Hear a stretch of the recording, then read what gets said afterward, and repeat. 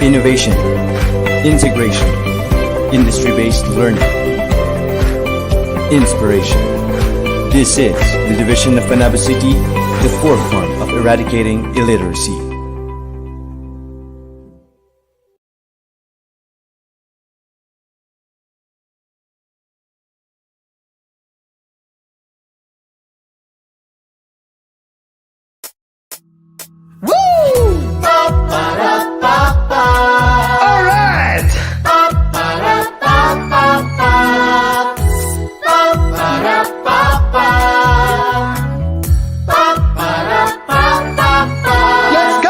Kabataan, makisabay ka na. Kahit may pandemya, huwag madismaya. Dahil ang solusyo'y nakabang na, sabay tayong matuto at magsaya. Ikaw at ako, sabay switch on na. Tara na, matuto na in 3, 2, 1, let's go! TV, TV, TV, Aralan. TV, TV, TV, kasiyahan. TV, TV, TV, Kaalaman! halina Sumama sa bagong paaralan. Para papa, para papa. Sariling galing ay paiitingin. Kaalaman ay huwag patigilin. Karagdagang talino ay matutuklasan na. Buksan ang TV, sarili ihanda. Kayang ballpen at papel, tayo'y matutunan. Para tumutok na 3, 2, 1, let's go! TV, TV, TV, Aralan. TV, TV, TV, kasiyahan. TV, TV, TV, Kaalaman! halina Sumama sa bagong paaralan. TV, TV, TV, Aralan. TV, TV, TV, Kaalaman. TV, TV, TV, Karunungan! Halina't matuto sa makabagong paraan. Ang isip ang dobo. Handang isip handa bukas. Halina sumama sa bagong paaralan.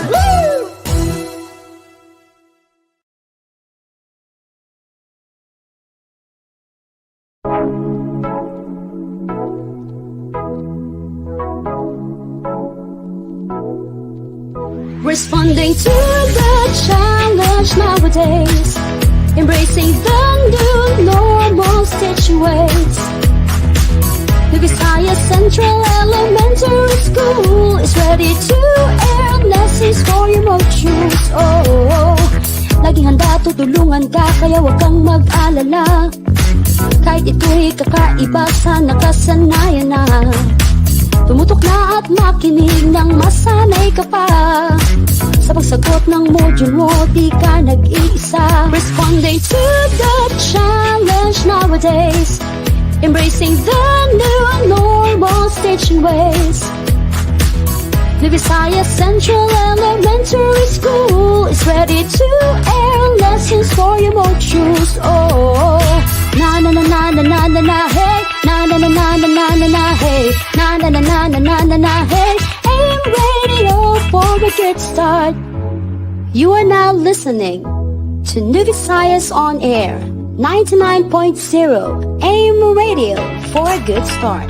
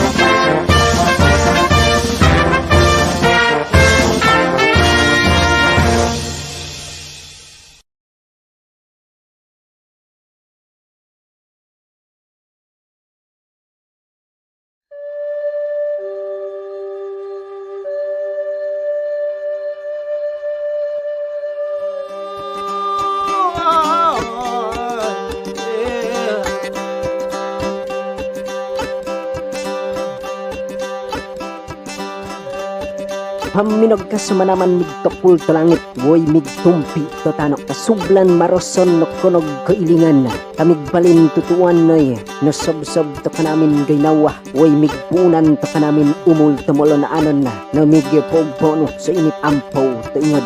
Sa ini kay kunto manaman amoy no ritibulsan to langit og sampit to maroson nun ngaran na. Dumat to kay kon mo panisingan na, kakalayag tahon liyag karanga, panayangan na, pamulingan, mandalingan, woy, tumo dumapad, sublapad erit harikala, namigbohayan nuto, katongoda, tupog nongnong, tupog pataha, oyog patanod-tanod, kanami tomatolos nun tularo, no nakabaglit gyut ampot kawayhana, oyaw kaasolom, duok upianan na, woy, katubungan na, magbabayo, so ini kako din tugtubaro na, igbohoy kuro, giyo koy ko, ka magbabayon mamintoran, manama no olog nogdayrayon.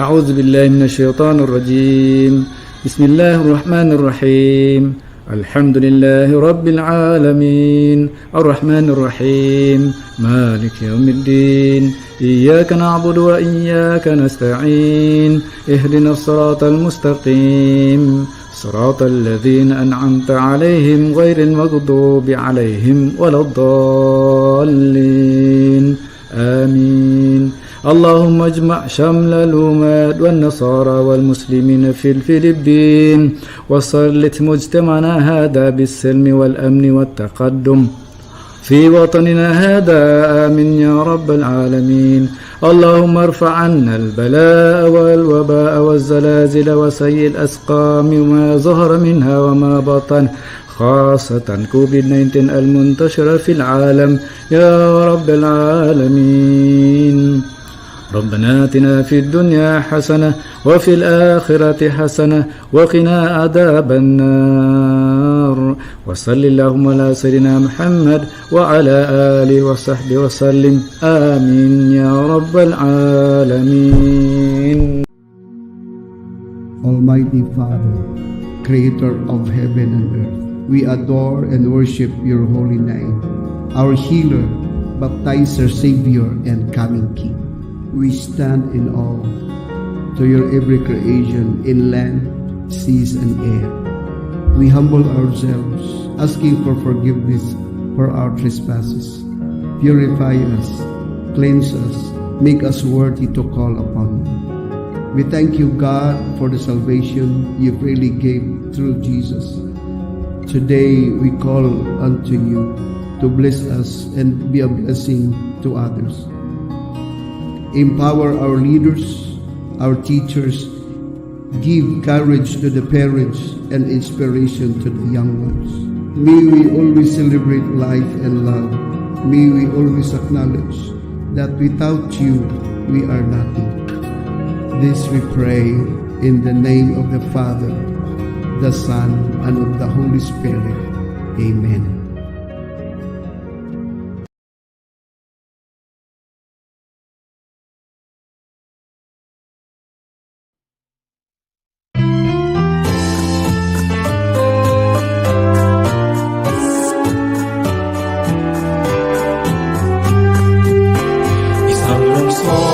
Isang layunin, edukasyong may kalidad ay makakamit.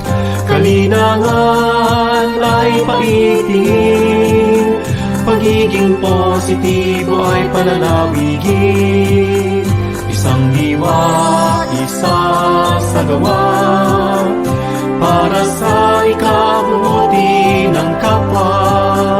Naniniwala na pagmamahal sa bayan ay solusyon sa kinabukasan. Edukasyon sa Panabo, panalo, Panabo ang sigurado. Sangay ng lungsod ng Panabo, aming liyag, minamahal ng may kapal. Bayan ay labis na mamahalin, pantay-pantay na pagtingin. katotohanan. Bawat bata ay may karapatan, sama-sama sa pag-abot ng tagumpay. Di susuko sa mga pagsubok sa buhay. Babaunin ang karunungang natutunan, maging mabuting halimbawa sa karamihan. Edukasyon sa Panabo, Panalo, Panaboan, sigurado. Sangay ng lungsod ng Panabo, aming liyan, minamahal ng may kapal. Ang aming hangarin ay itatatak sa aming puso't damdamin, maglilingkod ng buong katapatan. Aming liyan, minamahal. Nag-iisa at natatangi ka sa walang Sangay ng lungsod ng Panabo.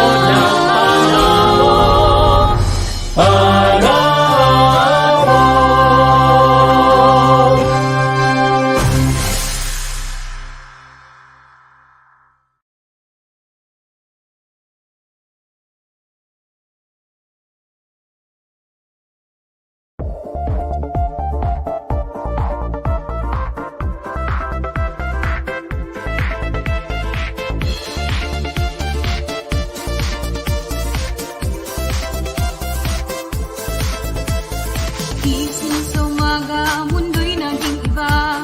Si COVID-19, bigla lang dumating. Tayo ay lockdown at home quarantine. At kailangan pang may social distancing. Nalulungkot ka ba? Ika'y nababagot. Huwag mag-alala dahil kami ay may sagot. Gabay sa iyong pagbasa, si mama at papa, si ate, si kuya, pati na rin si lolo at lola. Sa Reading Delights, tuloy ang pagbasa. Sa Reading Delights, tuloy ang ligaya. Bawat bata, bumabasa. Kahit panahon ng pandemya, we embrace the new normal.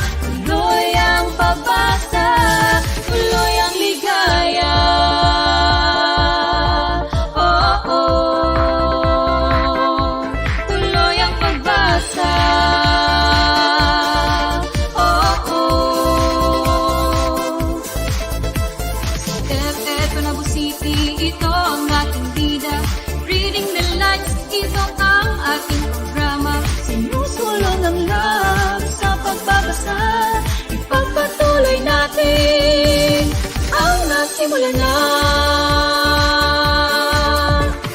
8-week curriculum ating ipinatupad. Home remedial reading ay namayagpag. Modular at radio-based learning modality. TV online ay di pa huli. Sa Reading Delights, tuloy ang pagbasa. Sa Reading Delights, tuloy ang ligaya. Bawat bata, bumabasa. Kahit panahon ng pandemya, we embrace the new normal. Tuloy ang pagbasa. Sa Reading Delights, tuloy ang pagbasa. Sa Reading Delights, tuloy ang ligaya. Bawat bata, bumabasa. Kahit panahon ng pandemya, we embrace the new normal. Tuloy ang pagbasa, tuloy ang ligaya. Oh, oh. Tuloy ang pagbasa. Oh, oh. Tuloy ang ligaya.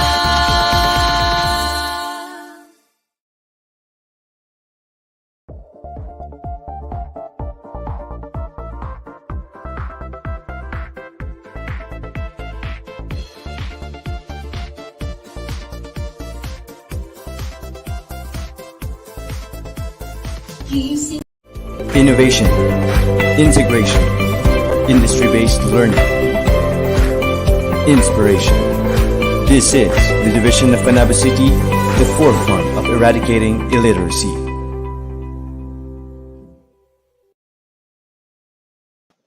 Mayong buntag ni Visayas, mayong buntag Panabo City, mabuhay po ang Panabo City Division. Ayun po, welcome po dito sa ating episode ngayong umaga sa ating programang Unlimited Stories for Reading the Lights. Ako po yung host for today, Ma'am Sheila Marie S. De Los Reyes, at ako po ang makakasama ninyo sa ating pagkukwento ngayong umaga. Today is Friday, and when it is Friday, it's Reading Day. Ayan, magandang umaga po sa ating lahat. And welcome po dito sa ating programa na matutunghayan natin ang iba't ibang kwento na ibabahagi sa atin ng ating mga kaguruan dito lamang sa Panabo City Division. Today is January 28, 2022 at ngayon po ang ating pangatlong episode ngayong taong ito. Ayan, so maraming salamat sa lahat ng ating mga taga-subaybay dito lamang sa ating programa. And of course, ang ating mga story readers ay handang-handa na para ibigay sa atin ang kanilang mga stories na ginpangandaman gayud nila pag-ayo para sa ato ang tanan. And for sure, tayong lahat, ang lahat ng mga learners natin dito sa Panabo City Division ay handang-handa na rin para mapakinggan ang mga kwentong ito na siguradong kapupulutan ng magagandang aral. And of course, bago tayo magpatuloy sa ating mga pagkukwento ngayong umaga, babatiin muna natin ang ating mga DepEd officials. Ayan po, headed by our Schools Division Superintendent, Dr. Reynante S. Lutario, and of course, to Ma'am Tabigay L. Refamonte, our ASDS, to our CID Chief, Surgeon Wario Yamota, and of course, to our SGOD Chief, Ma'am Arlene Anuevo, sa lahat po ng ating mga education program supervisors. Ayan, magandang umaga po sa ating lahat. Of course, sa ating education program supervisor in English, as well as our division reading coordinator, Ma'am Maria Perpetua Angelita J. Suelto. Ayan, magandang umaga po, ma'am. And of course, magandang umaga rin sa ating Education Program Supervisor in Filipino, Sir Peter Mijares, to our Education Program Supervisor in Mother Tongue, MLE, Ma'am Giovanni Aguilar, and to our Education Program Supervisor in Araling Panlipunan, Ma'am Marisa Vihayoma, at sa lahat po ng ating mga Education Program Supervisors. Ayan po, maraming salamat and good morning po sa ating lahat ngayon. And of course, sa lahat din ng ating mga public schools district supervisors, public elementary and secondary school heads. Ayan, magandang umaga po sa ating lahat.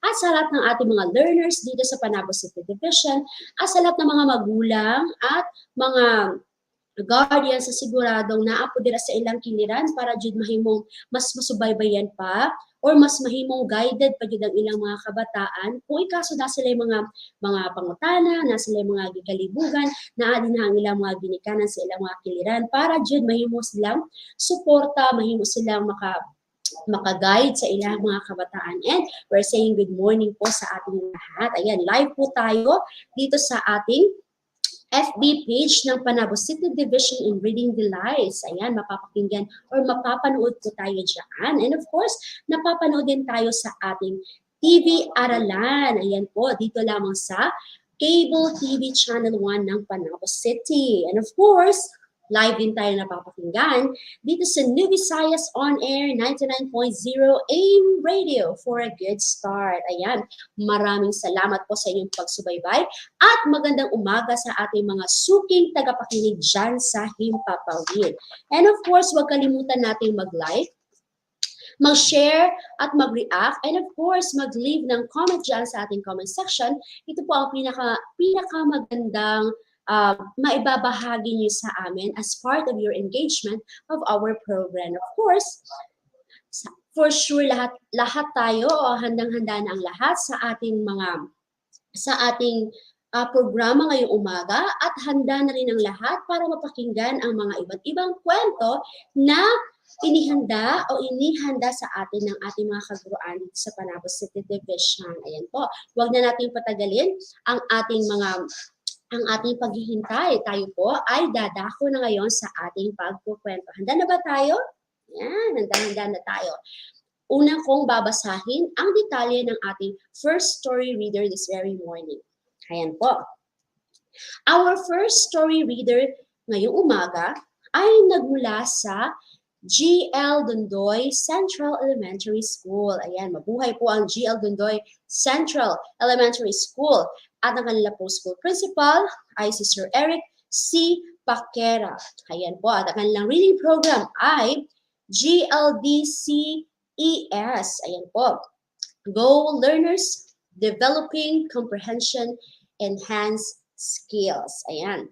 At ang titulo po, ang pamagat ng kanyang istorya na ibabahagi sa atin ngayong umaga ay Ang Salag sa Langgam. Ayan, mo rin siya, Ang Salag sa Langgam. Kini gisulat ni Estrella V. Dagami. Ayan po, Ma'am Estrella. Ayan, si Ma'am Estrella B. Dagami. O gidibuho kini ni Gloria B. Gealdo. Ayan po. Please help me welcome our story reader this very morning, Sir Dante B. Dolohan. Innovation, integration, industry-based learning, inspiration. This is the division of Panabo City, the forefront of eradicating illiteracy.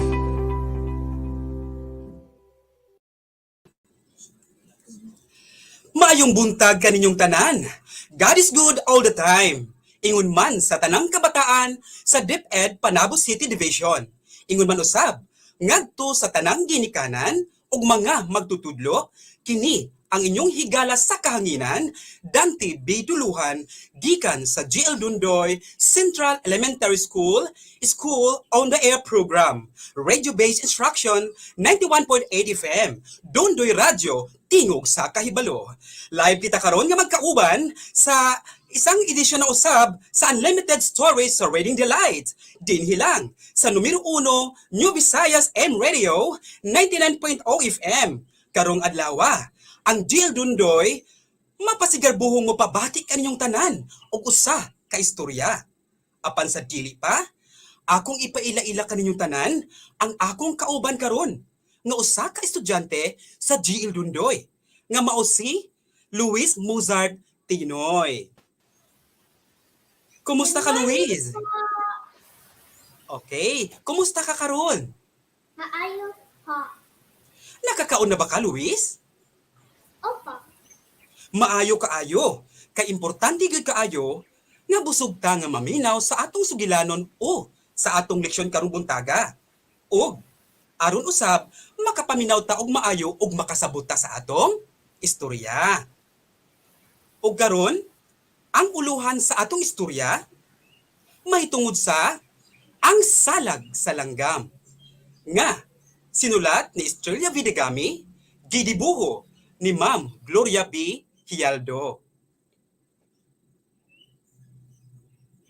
Apan sa dili pa ta magpadayon, ato unsang tukion ang mga pulong nga angay natong hinumduman. Unang pulong, salag. Ang salag mao kini ang itluganan sa langgam o sa English pa gitawag kini og bird's nest. Ikaduhang pulong, umahan. Ang umahan mao kini ang luna sa yuta nga diin alang kini sa pagpananom og mga lain-laing mga gulay o prutas ug ingon man sa pagpamuhi og mga hayop. Ikatulong pulong, pahimangno. Ang pahimangno buot pasabot pahinumdom. Ikaupat nga pulong, huni sa mga langgam. Kini maanindot nga tingog sa mga langgam. Ug ang ikalimang pulong nga angay natong hinumduman, mao ang pulong nga makamugna.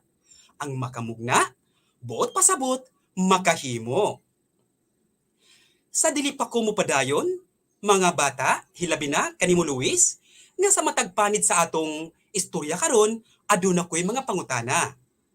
Okay, magsugod na ta. Sa usa kalayong dapit, adunay nagpuyo nga bata, nga gihinganlan siya og ador. Siya ug ang iyang ginikanan nagpuyo sa bukid nga nalibutan sa mga kahoy. Sila adunay mga buhi ug mga trabahoon nga didto sila magtrabaho. Usa ka buntag ni ana, gisultihan siya sa iyang amahan. Ador, bulakaw ko kauban sa imong inahan, aron sa pagpanghinlo sa atong uma. Ikaw lang ang mahibilin sa atong balay. Ayaw paglakaw bisan asa, kay aron walay mahitabo kanimo. Wala ka masinati sa mga agianan ni ining dapita. Aduna ni mga pagkaon nga naandam alang sa imong paniudto. Ayaw lang gyud kalimot nga dili ka pwedeng mulakaw dito sa layo, ilabi na sa kakahuyan. Pahimangno sa amahan ni Ador. Oo, tay. Dili ko moadto sa kakahuyan. Magdula-dula lang ko, samtang magpaabot sa inyong paguli. Tubag ni Ador sa iyang amahan. Sa dihang nakalakaw na ang iyang mga ginikanan, nahuna-hunaan ni Ador kung unsa ang iyang buhaton. Misulti siya sa iyang kaugalingon. Unta, kung naalang ko'y mga igsuon karon, dili unta ko magtula nga walay kauban. Ug aduna unta ko'y makaistorya. Pangutana, nganong moadto ang ginikanan ni Ador sa ilang bukid o sa ilang uma? A. Aron mangita og sugnod. O B. Aron manghinlo sa ilang uma. O litrang C. Aron magtanom og mga bulak. Unsa imong tubag, Luis? Letrang B. Letrang B. Ato usab tan-awon ang tubag sa imong mga kauban. Aduna usab ni tubag nga litrang B. Tan-aw na to karon ang saktong tubag. Sakto! Litrang B, aron manghinlo sa ilang uma.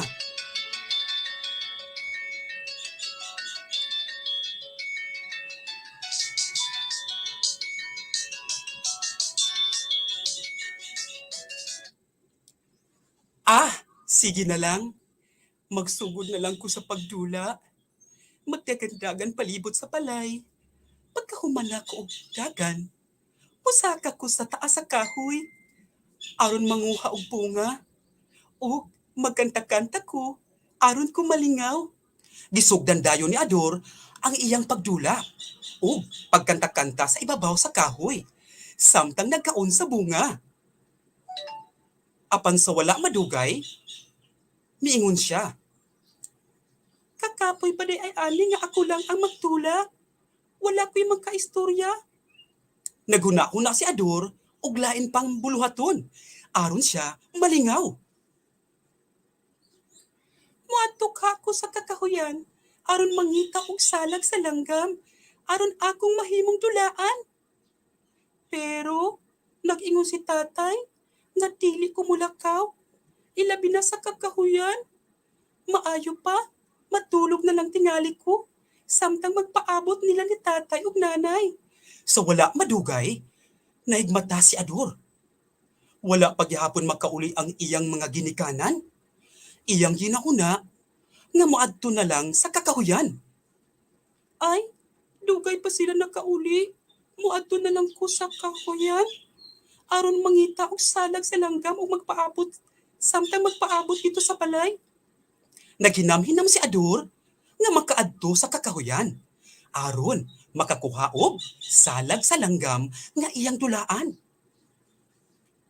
Pangutana, nganong naghinam-hinam si Ador nga makaadto sa kakahuyan? A. Aron maligo sa sapa. B. Aron moapa sa iyang nanay ug tatay. Og letrang C. Aron makakuha og salag sa langgam. Unsa imong tubag, Luis? Letrang C. Letrang C? Karon tan-aw na to karon ang saktong tubag. Letrang C, aron makakuha og salag sa langgam. Sakto na usab Luis ang imong tubag. Tungod ni ana nalipay ko. O karon mupadayon sa kita. Dili lang ko magdugay o magpantay ko sa akong paglakaw nga walay makakita kanako. Hangtod makaabot ko sa kakahuyan sa unahan. Dugang pa ni Ador. Minahinay si Ador sa paglakaw, padulong sa kakahuyan. Sa dihang, nasiguro na niya nga wala niya makakita kaniya.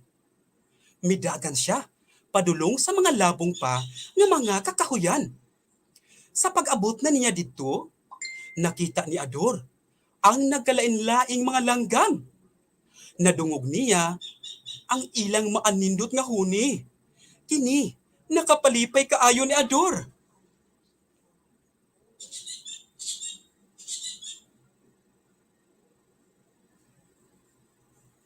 Apan sa unahan, adunay usa ka langgam nga wala mulihok ni Jutay nga huni. Wala siya'y nadunggan. Iya kining tutukan ug iyang nahibaluan nga kini nakatulog di ay samtang nakabatog sa sanga sa kahoy. Aduna usab di ini pang mananap ug mga insekto nga wala pa niya makita sa ilang umahan. Sa kadaghanon sa panon sa hulmigas, wala gayud si Ador nakadungog sa tingog ni ini. Nalingaw na pag-ayo si Ador sa iyang nakita. Nakalimot siya nga kinahanglan niyang magdali sa pagpauli aron dili siya mahibaluan nga ang iyang amahan nga wala siya mutuman sa gisulti ngadto kaniya. Pangutana. Unsay nakalipay ni Ador pag-abot niya sa kakahuyan? A. Hinlo nga sapa. B. Maanindot nga huni sa mga langgam. Letrang C. Labo nga kakahuyan. Unsay tubag ni mo Luis ug sa imong mga kauban? Letrang B. Letrang B. Tan-aw na to usab ang mga tubag sa imong mga kauban. Aduna usab ni tubag og letrang B. Karon, ang saktong tubag. Letrang B na usab. Maanindot nga huni sa mga langgam. Sakto usab ang imong tubag, Luis, ug sa imong mga kauban. Nalipay na pud usab ako. O karon, mupadayon kita. Nagsugod na si Ador sa pagpangita sa salag sa mga langgam. Sa dili layo sa iyang gitindugan. Nakita niya ang bangag sa kahoy nga daw adunay nisulod nga langgam. Nalipay kaayo siya ug mihinay-hinay sa pagpaniid ug pagpaduol sa gituhuan niyang salag. Gihinay-hinay niya sa pagpasulod ang iyang gagmay mga kamot didto sa bangag. Ug sa kalit lang siya misinggit. Atay! Tabang! Tabang! Apan walay makadungog kaniya. Dili di ay salag sa langgam ang iyang nakitaan, kung dili balay sa dagkong mga buyog. Apan sa gihapon, gigukod siya ni ini. Mitago na lang si Ador sa mga kasagbutan aron dili siya mapaakan pag-usab sa mga buyog. Nakatulog si Ador didto sa kasagbutan nga iyang gitaguan sa kakapoy sa pagdinagan. Samtang dito sa balay, nakauli na ang iyang mga ginikanan. Og gipangita nila si Ador. Ador! Ador! Ador! Wala gihapoy nakadungog si Ador. Gitabangan sa mga silingan ang ginikanan ni Ador sa pagpangita kaniya. Nagdala sila og mga lata ug uban pang mga gamit nga makamugna og kasaba aron lang makita nila si Ador. Pangutana, nganong misinggit si Ador ug nangayo og tabang? A. Tungod kay nahulog si Ador sa pangpang? B. Tungod kay napaakan si Ador og bitin? Og letrang C. Tungod sa kahadlok sa nanglupad nga mga buyog? Unsa nasab ang inyong tubag, Luis, o sa imong mga kauban? Letrang C. Letrang C, tan-aw na to karon ang saktong tubag. Letrang C, tungod sa kahadlok sa nanglupad ng mga buyog. Sakto na usab, Luis, ang imong tubag. Nalipay na usab ako kanimo. O karon, mupadayon kita. Nakamata si Ador gikan sa iyang pagkatulog. Tungod sa mga taguktok sa lata nga gidala sa mga tawo nga nangita kaniya. Ug tungod usab sa kasakit sa iyang kamot nga napaakan sa mga buyog. Nasubo si Ador sa iyang gibuhat. Nangayo siya og pasaylo sa iyang ginikanan. Misaad si Ador nga dili na niya buhaton pag-usab ang pagsupak sa iyang ginikanan. Giingnan usab siya sa iyang amahan. Nga, kinahanglan nga mosunod siya sa gipahimangno kaniya. Aron wala na'y dahilan o dautan nga mahitabo pag-usab. May pauli si Ador kauban sa iyang ginikanan nga nagmalipayon bisan pa sa nahitabo kaayo og kaniya tungod sa iyang pagsupak. Ug karon, dugang ang pangutana pagsuta nga kamo naminaw gyud sa atong istorya karon. Una, unsa ang uluhan sa atong istorya? Unsa, Luis? Letrang B. Letrang B? Tan-aw na to usab karon ang tubag sa imong mga kakauban. Okay. Kasagaran sa ilang mga tubag, letrang B usab. Pero tan-aw na to karon ang saktong tubag. Letrang B, ang salag sa langgam. Sakto na usab, Luis. O karon, mopadayon ta sa ikaduhang pangutana. Kinsa ang mitabang sa ginikanan ni Ador sa pagpangita kaniya? A. Mga langgam sa bukid. B. Mga silingan. O C. Walay mitabang sa ila. Unsay tubag nimo, Luis? Letrang B. Letrang B, tan-aw na usab nato karon ang saktong tubag. Mga silingan, sakto na usab, Luis, ang imong tubag. O karon, sa sunod nga pangutana na usab. Nganong misupak si Ador sa pahimangno sa iyang ginikanan? A. Tungod ba kay wala siya'y kauban ug makaistorya sa balay? B. Tungod kay gusto siyang maligo sa sapa? Og letrang C, tungod ba kaha kay gusto siyang makakita og mga buyog sa kakahuyan? Unsay tubag nimo, Luis, ug sa imong mga kauban? Letrang A. Letrang A, tan-aw na ta karon ang mga tubag usab sa imong mga kauban. Letrang E usab. Apan sa dili pa, tan-aw na usab nato ang saktong tubag. Letrang A, tungod kay wala siya'y kauban ug makaistorya sa balay. Sakto na usab, Luis. Nalipay na usab ako kanimo ug sa imong mga kauban. Sunod nga pangutana. Unsay gisaad ni Ador ngadto sa iyang ginikanan? A. Dili na ni siya moadto sa kakahuyan nga mag-inusara. Letrang B, dili na niya buhaton ang pagsupak sa iyang ginikanan. C. Dili na siya maligo sa sapa.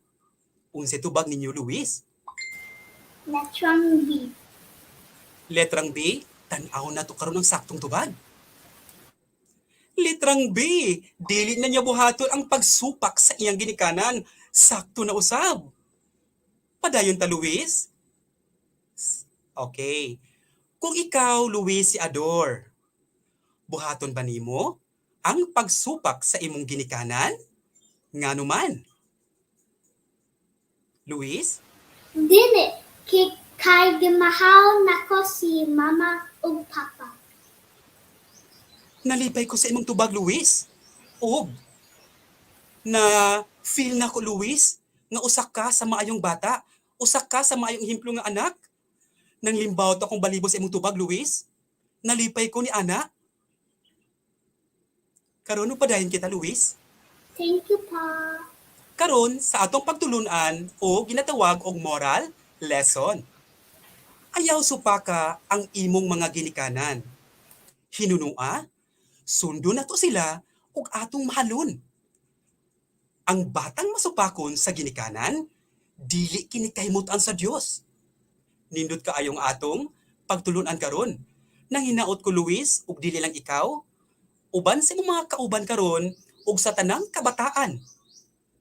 Nga unta mao kini ang isilsil sa inyong alipantakan. Ug dinhi natapos ang atong sugilanon sa istoryang ang salag sa langgam. Apan, nagpasalamat ko sa ako, unang-una, sa atong labawng makagagahom, sa paghatag kanato og mga grasya sa matag adlaw ug sa maayong panglawas. Ingon man usab, salamat sa inyong pagsalig ug sa paghatag kanako og higayon nga makashare ko sa akong abilidad in reading delights. Salamat usab sa atong maabtik kugihan, the timeless and passionate principal sa New Visayas Elementary School nga si Sir Julius I. Suelto. Ingon man usab sa iyang mga teachers uban sa New Visayas M Radio 99.0 FM. Salamat usab sa tanang personahe sa Panabo City Division under the leadership of our school's division superintendent, Sir Renante E. Solitario. Ingon man usab ngadto sa atong division reading coordinator, division reading delights coordinator, our education program supervisor, Ma'am Maria Perpetua Angelita G. Suelto. Salamat usab ngadto sa atong division MTB MLA coordinator, our education program supervisor, Ma'am Lijoani C. Aguilar. Ngadto usab sa maabtik og kugihan nga principal sa GL Dundoy Central Elementary School, Sir Eric C. Pakira, ug sa tanang teachers, salamat Glycerian people sa inyong suporta. Ngadto usab sa atong pupil interactor ug sa iyang mga kauban hilabi nagyud, kang Luis Mozart Tinoy, ingon man sa iyang mga ginikanan sa paghatag usab og suporta. Salamat usab sa akong mahal nga asawa ug mga anak sa inyong makanunayong gugma ug suporta. Salamat usab kang Ma'am Gloria Tadlas, ingon man kang Ma'am Clarice Suelio, ang among school reading coordinator, ingon man ang among MTB coordinator. Ug salamat usab sa tanang mga kabataan, ginikanan, mga magtutudlo nga tigpaminaw sa atong mga sibianan, School on the Air program, hilabi na sa New Visayas AM Radio 99.0 FM ug sa 91.8 Dundoy Radio tingog sa Kaybalo. Hangtod sa sunod higayon, kini ang inyong higala sa kanginan, Dante Biduluhan, moingon, dobleng pag-amping, padayon kitang magiusa, ipatigbabaw, gugma o panagdait, handa isip, handa bukas. To God be all the glory. Bye-bye! Innovation, integration, industry-based learning, inspiration. This is the division of Panabo City, the forefront of eradicating illiteracy.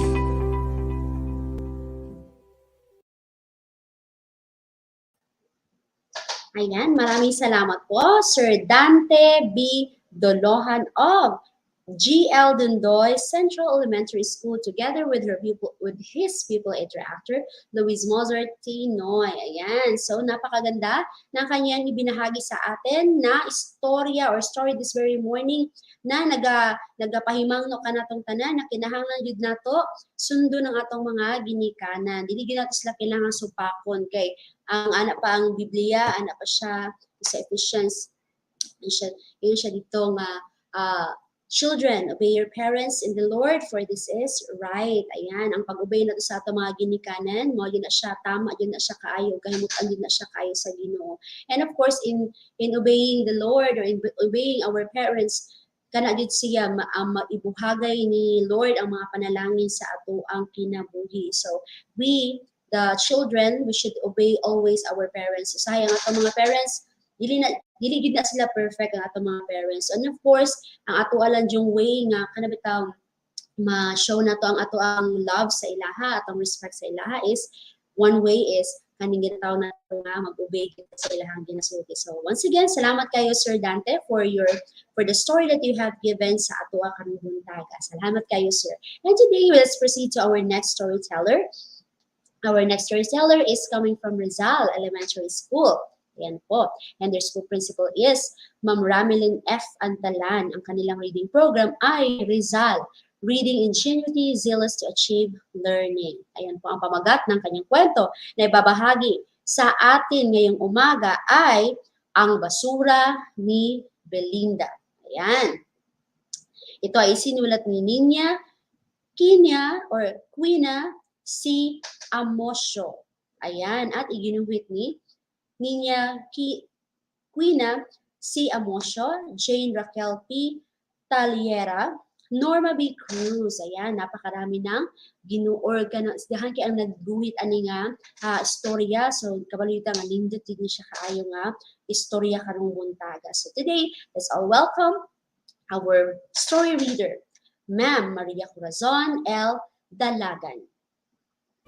Innovation, integration, industry-based learning, inspiration. This is the division of Panabo City, the forefront of eradicating illiteracy.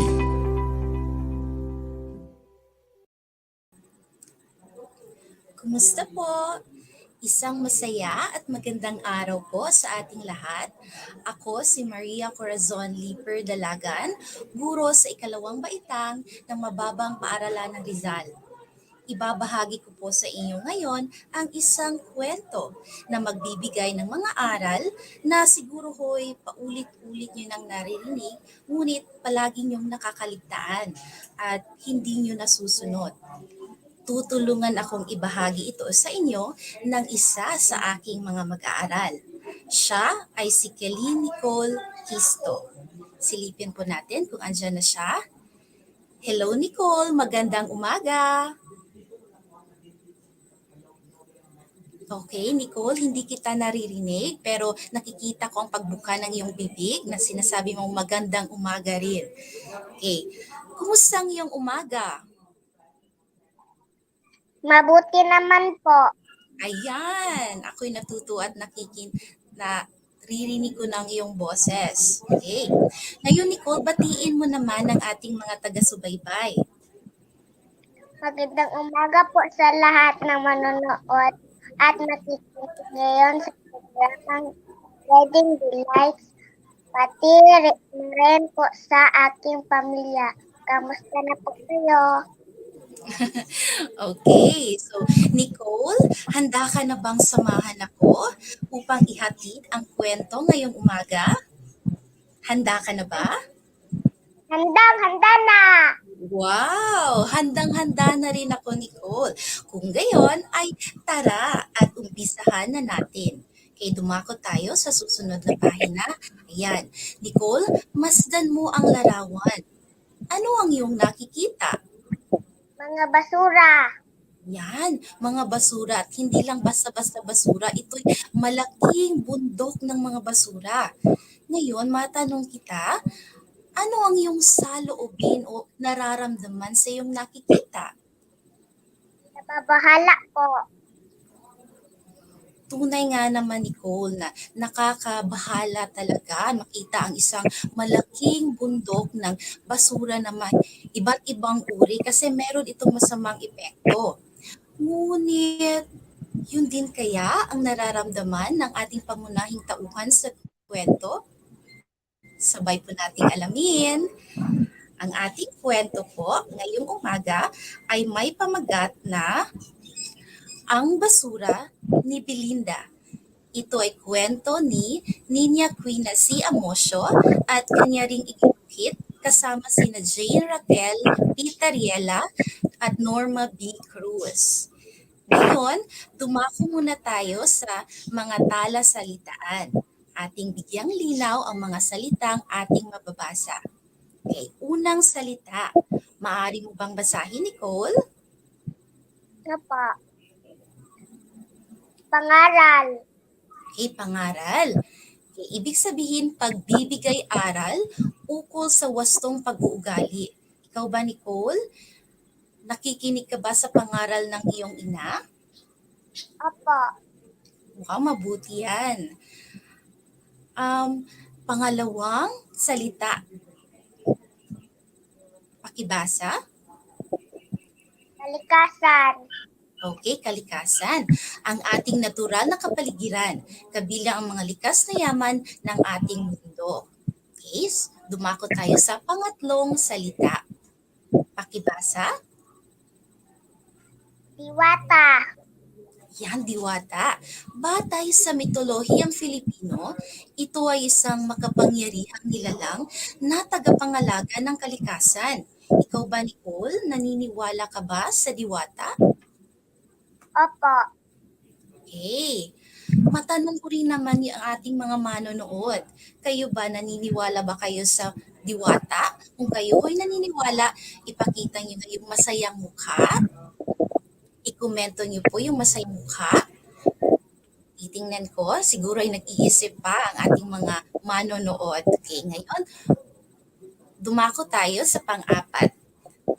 Meron ako nakitang sagot from Nash 3. Opo, ang sagot niya. At pati na rin kay John, Nigel, Espera. Opo din. Kagaya mo, Nicole, naniniwala siya sa diwata. Ngayon, pang-apat, ikinumpas. Okay? Ginalaw ang kamay na bahagyang paikot. Okay, pang-lima, pakibasa, Nicole. Baton. Okay, baton. Isang patpat na hinahawakan gamit ang kamay. So maraming uri ng baton. At sa kwento natin dito, tinutukoy rito yung baton ng diwata. Okay, so tapos na tayo sa talasalitaan. Tumako na tayo sa unang bahagi ng ating kwento. Ayan. Si Belinda ay kaisa-isang anak ng mag-asawang sina Mang Ben at Aling Bitina. Siya ay mahilig kumain. Yum! Ang sarap ng pagkain! Sabi ni Belinda. Ngayon, may tanong ako sa iyo, Nicole. Ano ang hilig ni Belinda? Kumain. Ayun, mahilig si Belinda kumain. Matanong ko rin naman ng ating mga manonood, ano ba ang hilig nyo? Maaari nyo pong ikomento ang inyong sagot. At habang kayo nag-iisip, tatanungin ko muna ang aking pupil interactor. Nicole, ano ba ang hilig mo? Mahilig ka bang sumayaw, magsulat, magbasa?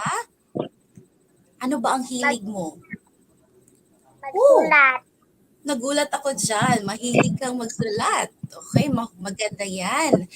Sabi naman ni Marilyn Trazona, mahilig daw siyang kumain.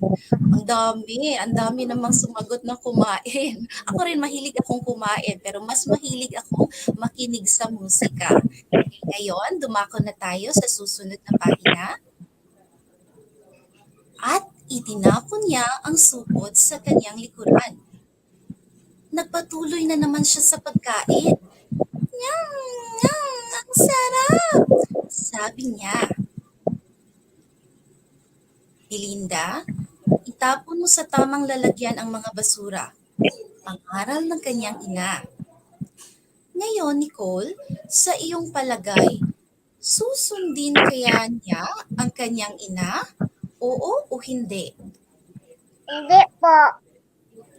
Sa pananaw mo, hindi niya susundin. Sabay-sabay nating alamin. Dumako tayo sa susunod na pahina. Ngunit, hindi nakinig at patuloy lamang sa pagkain si Belinda. Yum! Yum! Ang sarap ng pagkain! Sabi niya. Naku, tama yung palagay mo, Nicole. Hindi nga nakinig si Belinda sa pangaral ng kanyang ina. Tingnan mo, galit na galit yung nanay niya.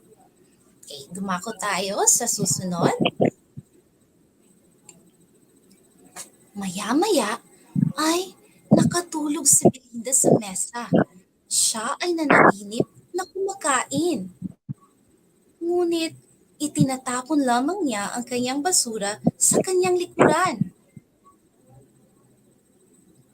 Nagulat na lang si Belinda nang lumabas ang galit ng diwata ng kalikasan. Tuturuan kita ng leksyon dahil hindi mo itinatapon sa tamang lalagyan ang mga basura. Galit na sabi ng diwata. Ikinumpas ng diwata ang kanyang mahiwagang baton. Nagtipon-tipon ang mga basura ni Belinda. Ngayon, Nicole, maari mo bang basahin ang sumunod na pangyayari? Nawala? Nawala ng parang bula ang diwata at naging halimaw ang mga basura ni Belinda. Ayun, nakakatakot naman. Tingnan mo, naging halimaw ang mga basura. Okay, sumunod na pangyayari. Okay, may tanong pala ako sa iyo. Ano ang nangyari sa mga basura ni Belinda sa kanyang panaginip? Anong nangyari? Naging halimaw po. Tama ka dyan, naging halimaw. Nakakatakot na halimaw. Magpatuloy tayo. Kakainin ko ang mga batang nagtatapon ng basura kung saan-saan. Galit na sabi ng halimaw na basura. Hinabol ng halimaw si Belinda. Ah! Inay! Inay! Tulungan niyo po ako! Sigaw niya. Nagtago si Belinda dahil sa takot. Iyak siya ng iyak. Iyak ni Belinda. Maari mo bang basahin ang sunod na talata? Iwato ng kalikasan. Itatapon ko na po ang mga basura sa tamang lalagyan pamamakaawa ni Belinda. Okay, salamat Nico. So nagmakaawa si Belinda sa diwata ng kalikasan. Tingnan natin ang susunod na mangyayari. Anak, gumising ka. Nananaginip ka lang. Pukaw ni Aling Bettina sa anak. Inay, itatapon ko na po sa tamang lalagyan ang mga basura. Pangako ni Belinda. Mula noon, ay tinatapon na ni Belinda ang kanyang basura sa tamang lalagyan. Tingnan mo, may biskwit. Pinasok ni Belinda sa basurahan na may tatak na di nabubulok. At dyan nagtatapos ang ating simpleng kwento. Okay, ngayon naman, tatanungin kita kung naintindihan mo ba yung mga binasa ni teacher. Okay, unang tanong, ano ang pangalan ng bata sa kwento? A. Melissa, B. Belinda, C. Josefa, D. Bettina. Ano ang iyong sagot? Letrang B, Belinda. Okay. Sabi din ni Sofia Hill, letter B. Ifonda Lizel, letter B. Oh, maraming sumagot ng letter B. Halos lahat. Okay, tingnan natin kung tama ba ang iyong sagot. Yay! Tama! Letrang B. Ang pangalan ng bata ay si Belinda. Mahusay! Dumako tayo sa pangalawang katanungan. Bakit siya pinangaralan ng kanyang ina? Bakit siya pinangaralan ng kanyang ina? A. Dahil malakas siyang kumain. B. Dahil hindi siya naliligo. C. Dahil hindi siya nag-aaral ng mabuti. D. Dahil hindi niya tinatapon ang basura sa tamang lalagyan. Okay, bago kita tanungin, Nicole, tingnan ko muna ang sagot ng ating mga taga-subaybay. Okay, ano po ang sagot nyo sa tanong na bakit siya pinangaralan ng kanyang ina? Okay, sabi ni Artilia Zia, letter D. Kis Jaren Tanchado, letter D. Halos letter D lahat. Ikaw ba, Nicole? Ano ang iyong sagot? Letrang B, dahil hindi niya tinatapon ang basura sa tamang lalagyan. Okay, ngayon naman tingnan natin kung ang sagot mo ay tama. tumpak. Letrang D ang sagot dahil hindi niya tinatapon ang basura sa tamang lalagyan. So mali yun, kaya wag natin yung gayahin. Pangatlong tanong, sino ang nagpakita sa kanyang panaginip? Sino ang nagpakita sa kanyang panaginip? A. Ang diwata ng kalikasan. B. Ang kanyang nanay Bitina. C. Ang kanyang tatay Ben. O letter D. Ang kanyang guro sa Filipino. Ano ang iyong sagot? Nicole? Letrang A, ang diwata ng kalikasan. Oh, yun din ang sagot ni Audrey at saka Kiss Jaren. Marami ring sumagot ng letter A. Naku, ang tatalino talaga ng ating mga viewers. Okay, ang tamang sagot ay letter A, ang diwata ng kalikasan. Okay, pang-apat na tanong. Alin sa mga sumusunod ang hindi nangyari sa panaginip ni Belinda? Uulitin ko, hindi nangyari. Okay? Alin sa mga sumusunod ang hindi nangyari sa panaginip ni Belinda? Letter A, hinabol siya ng halimaw na basura. B, kinain siya ng halimaw na basura. C, tinuruan siya ng leksyon ng diwata ng kalikasan. D, nagmakaawa siya sa diwata ng kalikasan. Ano ang iyong sagot? Letrang B, kinain siya ng halimaw na basura. Okay. Okay, sabi din ng ating viewers, si Sofia Hill, letter B. Si Luke Tinaco, letter B din ang kanyang sagot. Si Ronia Cabara, letter B. At si Lisa Estilore, maraming sumagot ng letter B. Ngayon, tingnan natin kung tama ang inyong sagot. Tama, mahusay. Letter B ang tamang sagot. Hindi siya nakain ng halimaw kasi nga nagtago si Belinda. Okay. Ngayon naman, dumako tayo sa panglimang tanong. Ano ang ipinangako ni Belinda pagkatapos ng kanyang masamang panaginip? Ano ang ipinangako ni Belinda pagkatapos ng kanyang masamang panaginip? A. Hindi na siya kakain ng marami. B. Maglilinis na siya ng bahay. C. Itatapon na niya sa tamang lalagyan ang mga basura. D. Lagi na siyang magmamakaawa sa diwata ng kalikasan. Ano ang sagot ninyo sa tanong na ito? Okay. Sabi ni... Okay. Yes, Nicole? Lagi itatapon na niya ang mga basura sa tamang lalagyan. Okay, ang sagot mo ay letrang C. Sabi ni Angela Estrera Florentino, letter C din. Si Anne, si Artlia, si may nabasa kong Irish, sa Angel. Okay, pawang letter C ang kanilang mga sagot. Ngayon, ang tamang sagot ay letter. Tama po kayong lahat. Binabati ko po kayo. Okay, ngayon, sa susunod na pahina, ayan, dumako tayo sa pinaka-importanting bahagi. Ano ang aral na natutunan mo sa kwento? Okay, pakinggan natin si Nicole. Nicole, anong aral ang natutunan mo sa kwento? Huwag magtapon ng basura kahit saan. Itapon ang basura sa tamang lalagyan. Okay, magaling Nicole. Tama yan. Dahil ang mga basurang nakakalat kung saan-saan ay masama sa ating kalikasan, pati na rin po sa ating kalusugan. Kayo ba? Ano ba ang aral na nakukuha ninyo sa kwento?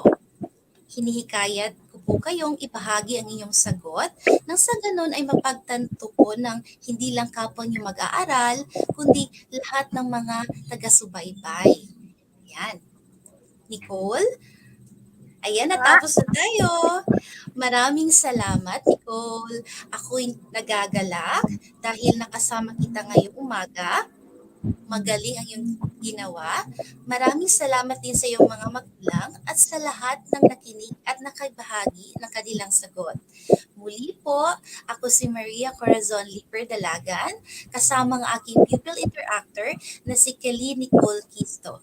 Lagi po nating tatandaan, maging isang mabuting mamamayan.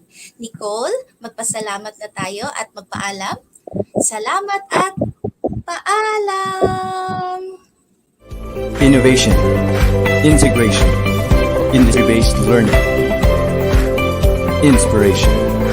This is the division of Panabo City, the forefront of eradicating illiteracy.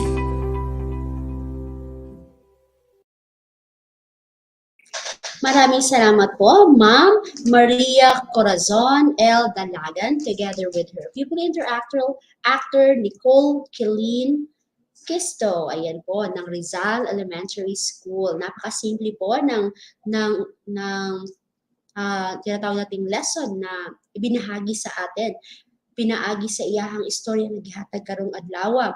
Dili lang jud ta magpataka og kanang labay sa atong basura. Ayan. So daghan kayo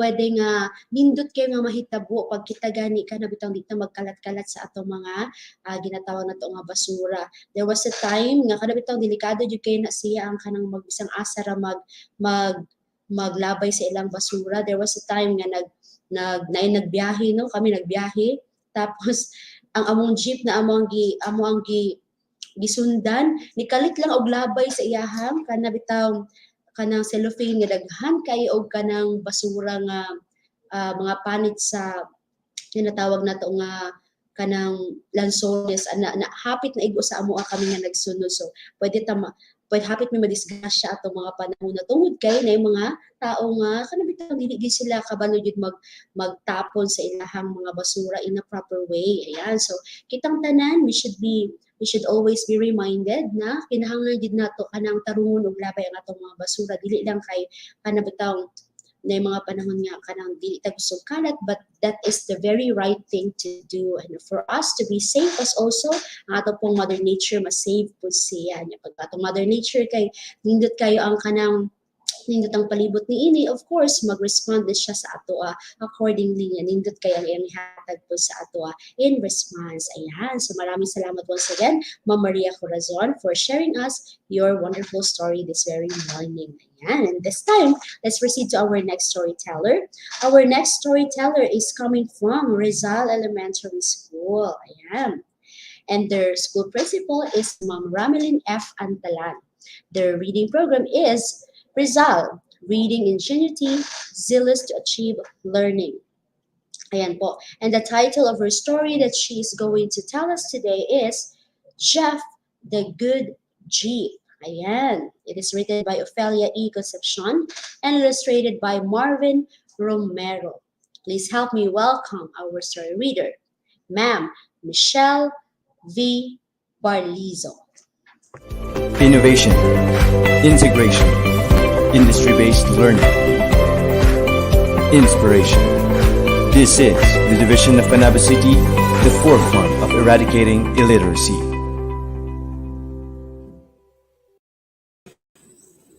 Good morning, everyone, especially to our listeners and viewers in today's session. I am Teacher Michelle V. Barlizo from Rizal Elementary School, your K-3 English story reader this morning. I would like also to introduce to you my people interactor, Atasha Faith P. Escalona, Grade 3 Eagle pupil. Hello, Atasha. Please po. Are you ready? Yes po. Wow, very good. So my story is entitled Jeff the Good Jeep. Jeff the Good Jeep is written by Ophelia E. Concepcion and illustrated by Marvin Romero. I prepare some words to remember. First word, good mannered, being courteous or friendly. Ill-natured, bitter or irritable. Pedestrians, people walking along a road or in a developed area. Gulped, consume or swallow. Regulations, rules, mandate, or ordinance. So let's start our story.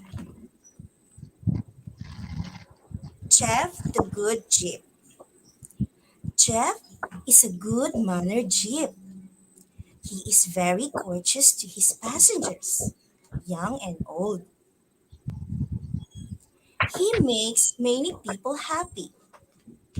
I always feel safe riding with Jeff, said an old woman.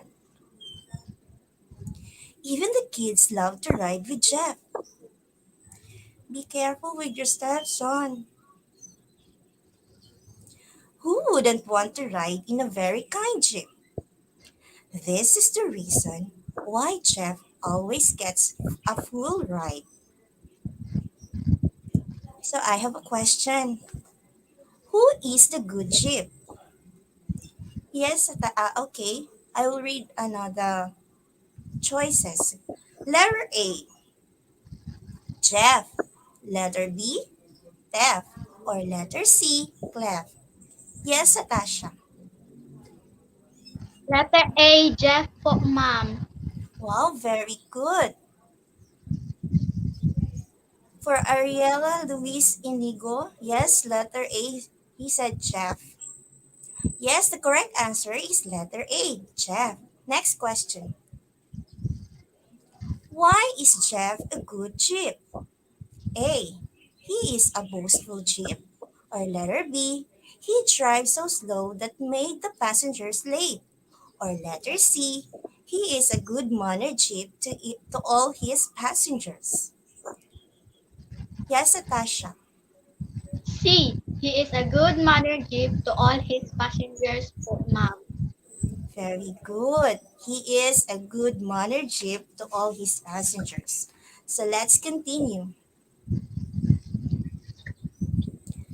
This is also the reason why Sorrow is mad at him. Sorrow is an ill-natured Jeep. Get out of my way, yelled Sorrow to Jeff. What's wrong with you? The road is not yours, Jeff answered. Why do you want to fight with me? If you want, let's go race. You know, I won't do it, Jeff said Jeff. Who is mad at Jeff?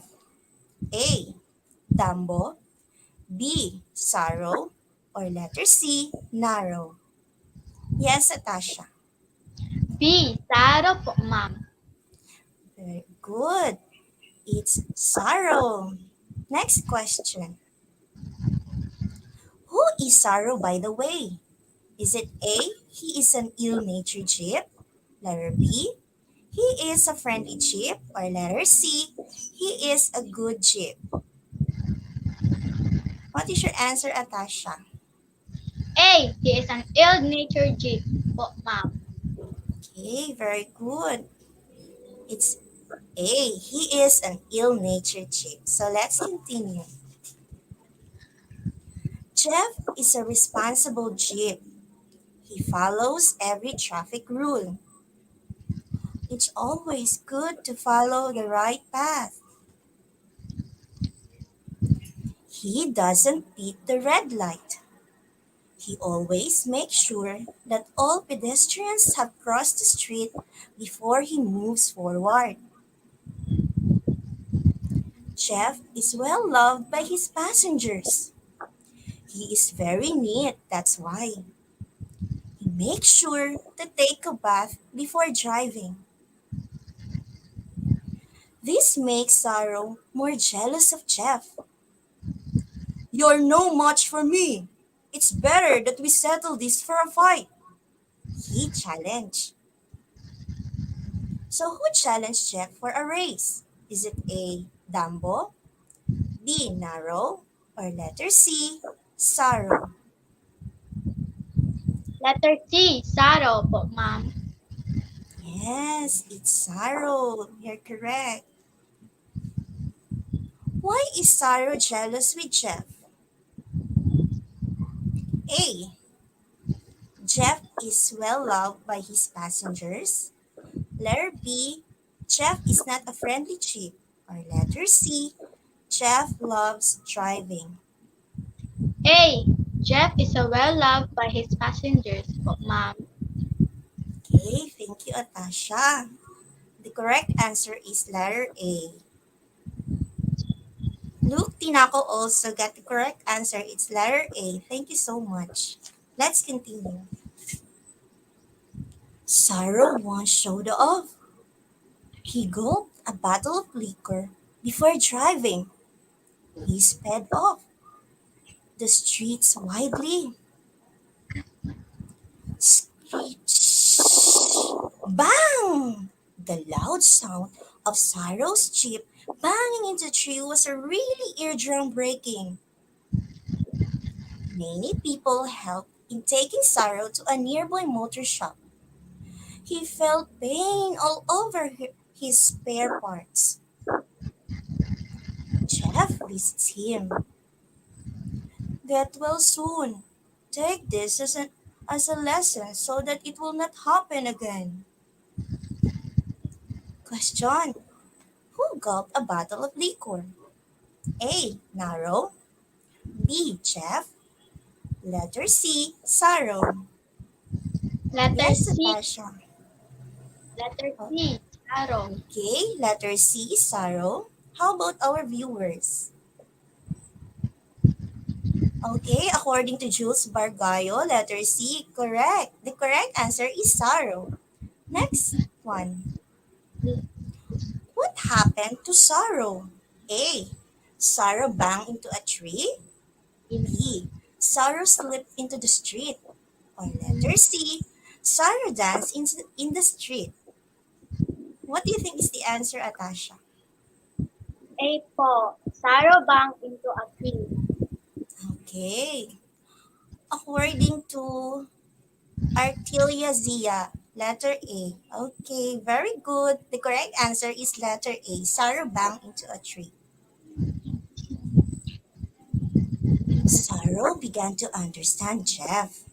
Every time he drives off, he holds the life of the commuters in his hands. That is why it's always best to follow traffic rules and regulations. So that's the end of our story. So I have prepared some question to know that you are following. Okay, I have a question here. What is the title of the story? Is it A, Jeff the Good Son? Letter B, Jeff the Good Car? Or letter C, Jeff the Good Chip? Yes, Natasha. C po. Jeff the good jeep.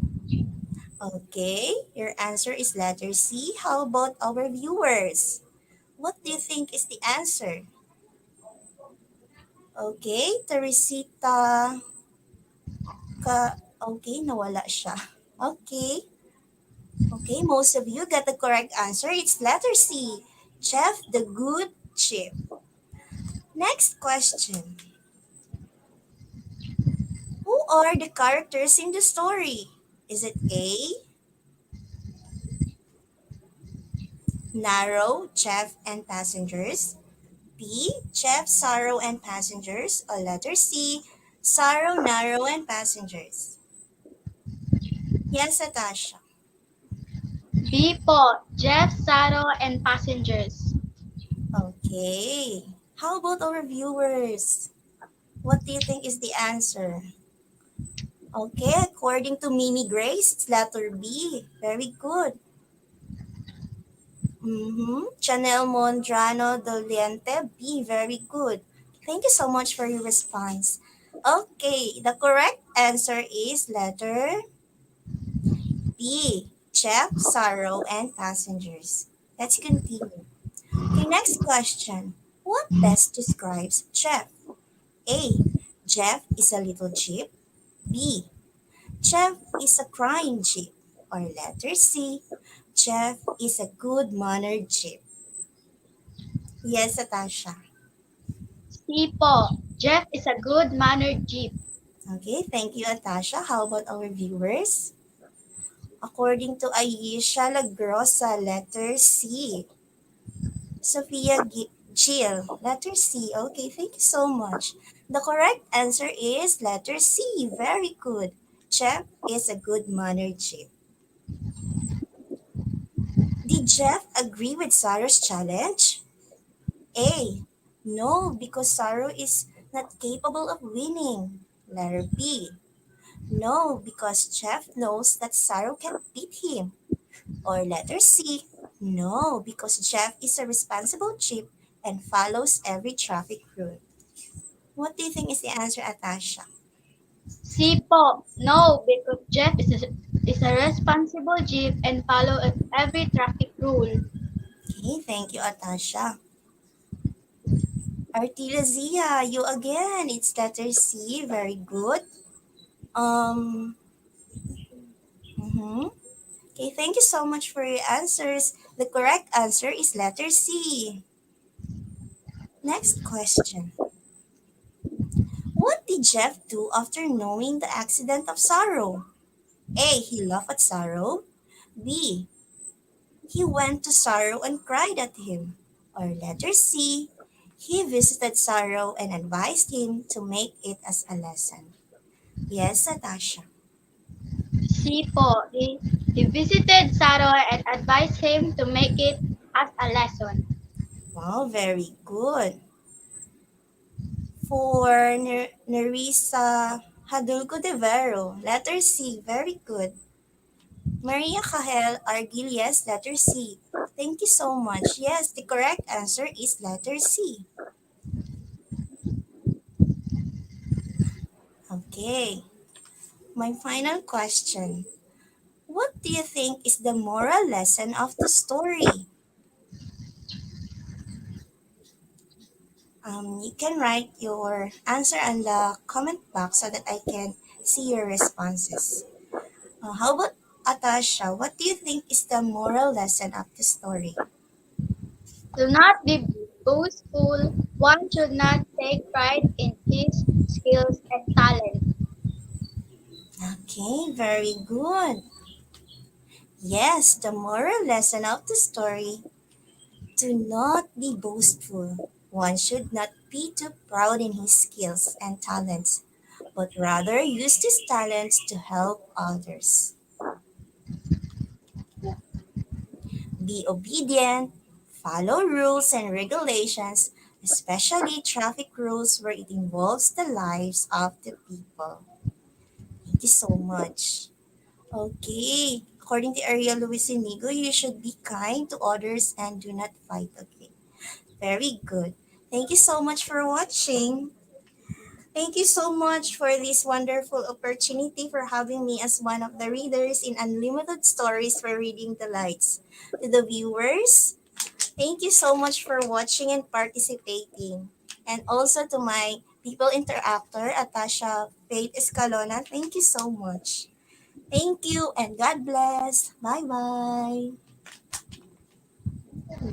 Innovation, integration, industry-based learning, inspiration.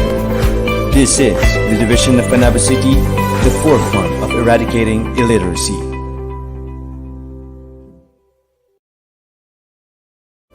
Innovation, integration, industry-based learning, inspiration.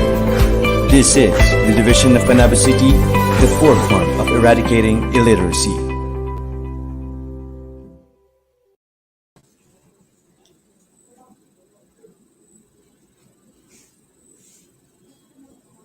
Hello, everyone. Good morning. Welcome to another day of fun and exciting adventures in Reading Delights. For today, we will explore and discover new stories that will give us moral lessons. I am teacher Marisol L. Seguia from New Visayas Central Elementary School. This morning, I am bringing another story for our Unlimited Stories for Reading Delights. Before we start, our story, let me first introduce to you my pupil interactor for this morning, Vince Archie Sidromi. Hi, Vince! Hello, Mom. Good morning. How are you today?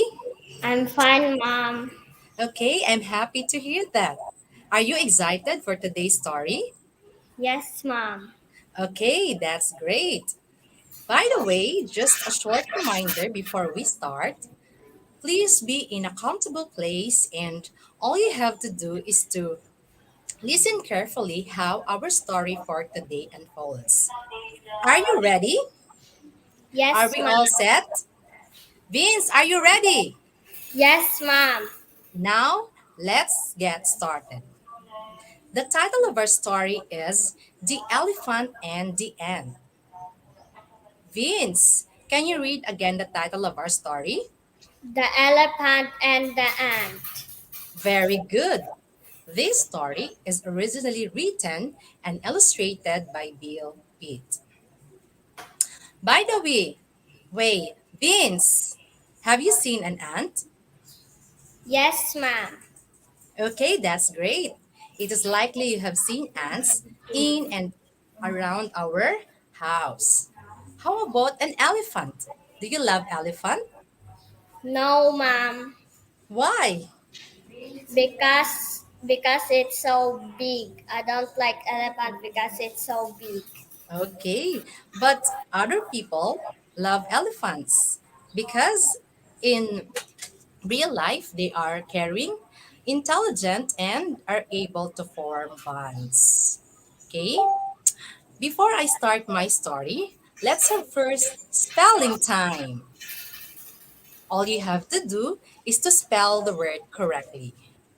For our live viewers, you can participate by typing your answer in the comment box so I can read it. Okay, let's start.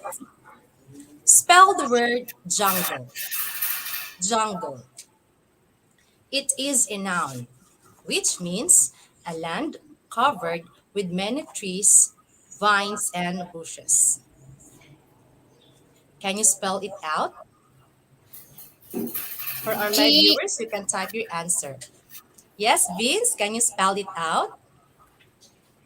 G-U-N-G-L-E. Okay, great. Okay, we have here from our live viewer, Ayesha Lagrosa, Jen C. Fajardo. Okay, now your answers are correct. Now let us read the sample sentence. Tigers live in the jungle. Okay, for our next word, spell the word trouble. Trouble. It is a noun, which means something that causes worry or distress. Can you spell it out? Okay, we have here live viewers who are very participative in typing their answers in the comment box. Okay, Vince, can you spell it out? Trouble. Trouble. Okay, awesome. Let us read the sample sentence. He always get in trouble at school. Okay, for our next word, spell the word enormous. Enormous. It is an adjective, which means very large in size or amount. Can you spell it out? Spell the word enormous. Okay, we have here our live viewers, their answers. Let us see. Very good. How about you, Vince? Enormous.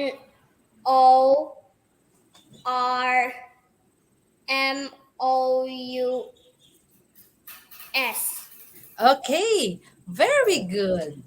Now, let us read the sample sentence. The plane is enormous. Okay, our next word is plead. Plead. It is a verb, which means to ask for in a serious and emotional way. Can you spell it out? Okay, we have here live viewers who are participating.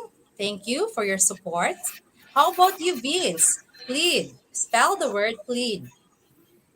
Plead. Okay, nice job.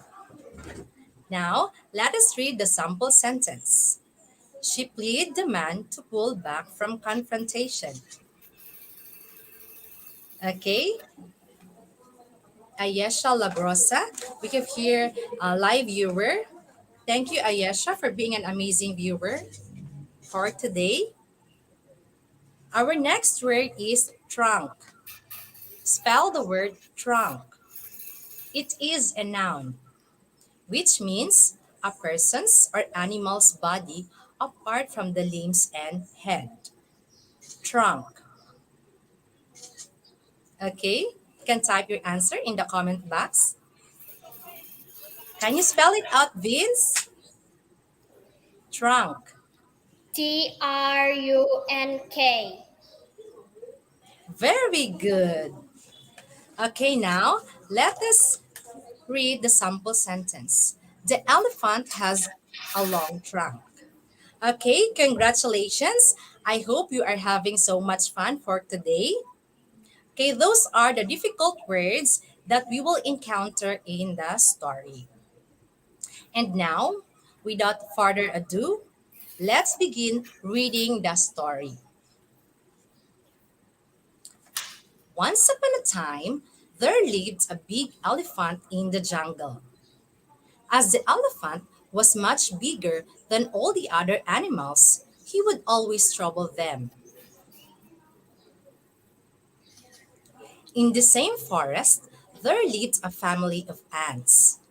They were a hard-working family who always would go to gather food. I have here a comprehension check question. So for our live viewers, you can participate by typing the answer in the box or in the comment box. This is the question. How can you describe the ants in the story? Again, how can you describe the ants in the story?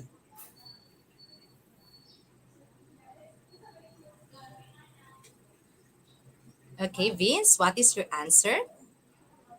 Hardworking ants. Okay, very good. Hardworking ants. So let's see some answers from our live viewers.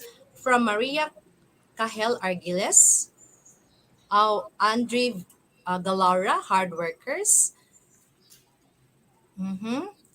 Kes Jarin Tantiado, hardworking. Okay, so the ants are very hardworking because they always gather food. Okay, let's continue.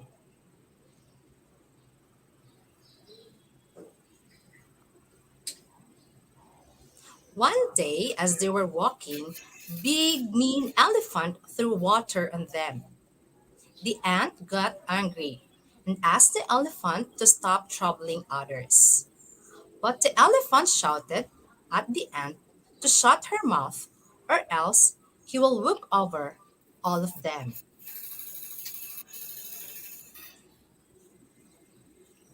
The next day, the ants noticed the sleeping elephant. The ant thought of teaching a lesson to the elephant. I have here a question. Who, who taught the elephant a lesson?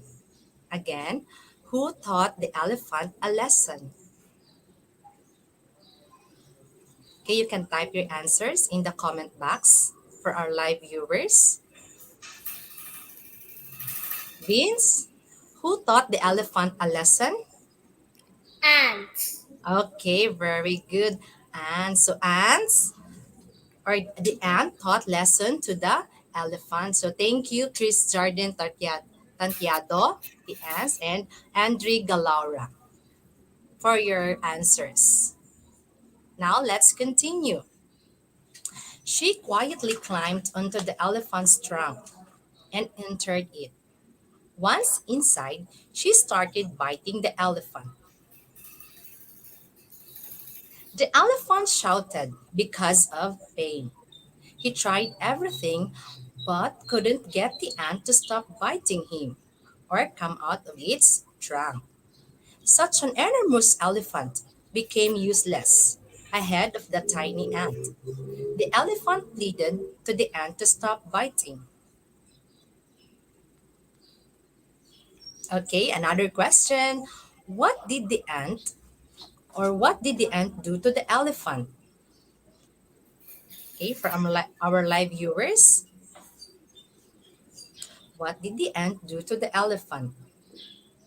How about you, Vince? What is your answer? She climbed at the elephant trunk and bite the elephant. Okay, very good. How about our live viewers from Maria Cahel Argilies? The ants the ant bite the elephant. Okay, correct. From Andri, she bite the elephant. Okay, we have here our live viewers, Andre and Kiss Jardine. They have been answering all the questions right from the start. Thank you for being an amazing viewer for today. Okay, so the ant bites the trunk of the elephant. The ant stopped and said, "Well, I hope now you know how others will feel when you hurt them." The elephant said, "Yes, I do. Please stop now." The ant stopped and came out of his trunk.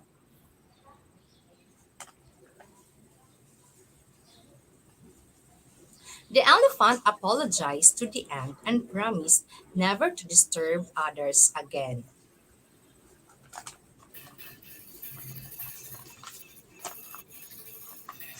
Okay, what lesson did you get from the story? Again, what lesson did you get from the story? Okay, you can type your answer in the comment box. Vince, what is your answer? Always give respect to others no matter what or who they are. Very good. So, how about our live viewers? What is the moral of the story? Or what lesson did you get from the story? Okay, so the moral that we can get from the story is always treat others with respect and kindness. So, how you treat others is how you invite them to treat you. So, treat people the way you want to be treated, and life will get instantly better. Okay, so that's how the story ends. Now that we are done reading our story, let us answer a short quiz. Now, if you listen to the story right from the start, these questions will be easy for you. Okay, are you ready? The direction is you are going to write T if the statement is true and F if it is false. Okay, let's start. Number one sentence. In the story, the ant is bigger than all other animals.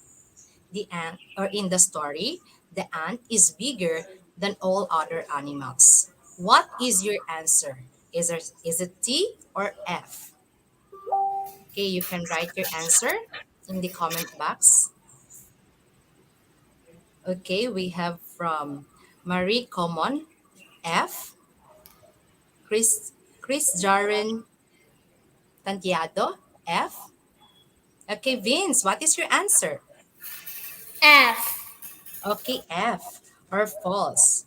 Because elephant is the animal that is bigger in the story. Okay, next, our question number or the sentence number two. The elephant plays the bad character. The elephant plays the bad character. Okay, what is your answer? Is it T or F? Okay, we have from Chris Jaren Tantiado, T. From Aliyah Dumlao, T. How about you, Vince? What is your answer? T. Okay, the True. correct answer is T, or true, because the elephant always troubles the ants. Okay, for our third sentence. Thank you, Rosella Dante, my pupil from grade 4. Okay, this our number 3 sentence. The ants were hardworking in the story. The ants were hardworking in the story. What is your answer? Is it T or F? Okay, we have from Ayesha Lagrosa, T.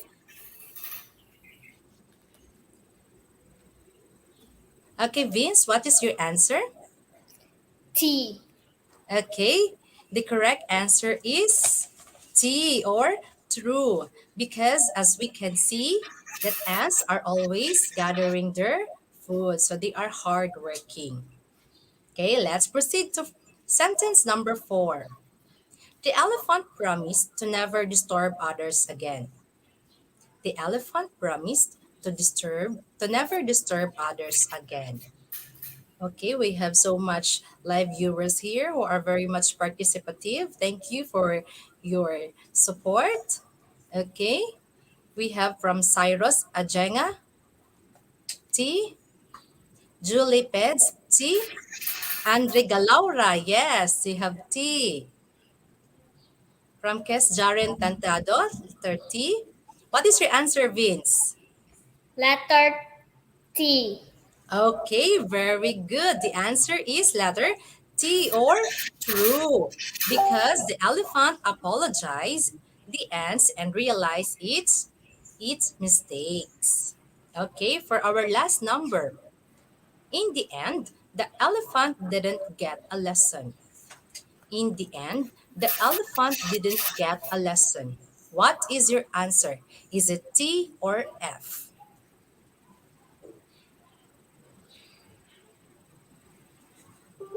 Okay, Chris Jaren Tantiado, letter F. Matt Pearl Miani, F. Okay, Vince, what is your answer? F. Okay, the correct answer is F. Because at the end, the elephant learned a lesson that he will always treat others with respect and kindness. Okay, so that's all for this morning. Before I officially end, I would like to thank all the live viewers for your active participation. To you, Vince. Hi. Hello, Okay, Ma. thank you for being my people interactor, for accepting the challenge wholeheartedly, and also to your mother, Mom Michelle Sidromi. Mom, thank you for letting Vince, my people interactor. And also, I would like to thank our school principal of New Visayas Central Elementary School, no other than Sir Julius I. Suelta. Thank you. Have a great day, everyone. Bye. Innovation, integration, industry-based learning, inspiration. This is the division of Panabo City, the forefront of eradicating illiteracy.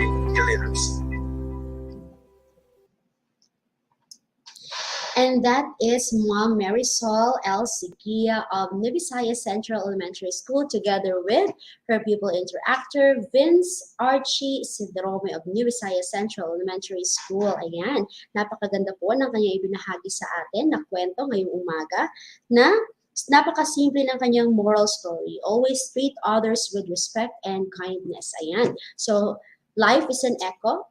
Narinig na ba, narinig na ba natin yan? Sinasabi natin na life is an echo kung saan atong ginabuhian, kung saan ato ang ginaistorya, kung saan atong ginabuhat sa uban, eventually, kana po siya ang mubalik sa ato. When we are doing good to others, of course, others will do good to us. And if we are not good to anyone, of course, eventually mo din na pud ang mahitabo sa ato, ang magbalik sa ato. So we are so thankful, Ma'am Sol, for a very wonderful story that you have given to us this very morning. Now, this time we're going to proceed to our next storyteller. Our next storyteller is coming from San Vicente National High School, with their school principal, Sir Rustico P. Hernandez, Principal 2, and the title of their story is My Father Goes to Court by Carlos Bulusan, and the animation was taken from YouTube videos. And please help me welcome our story reader for today, Mom LCO Inigo. Innovation, integration, industry-based learning, inspiration. This is the division of Panabo City, the forefront of eradicating illiteracy. Hello, good morning, everyone. How are you, dear pupils and students?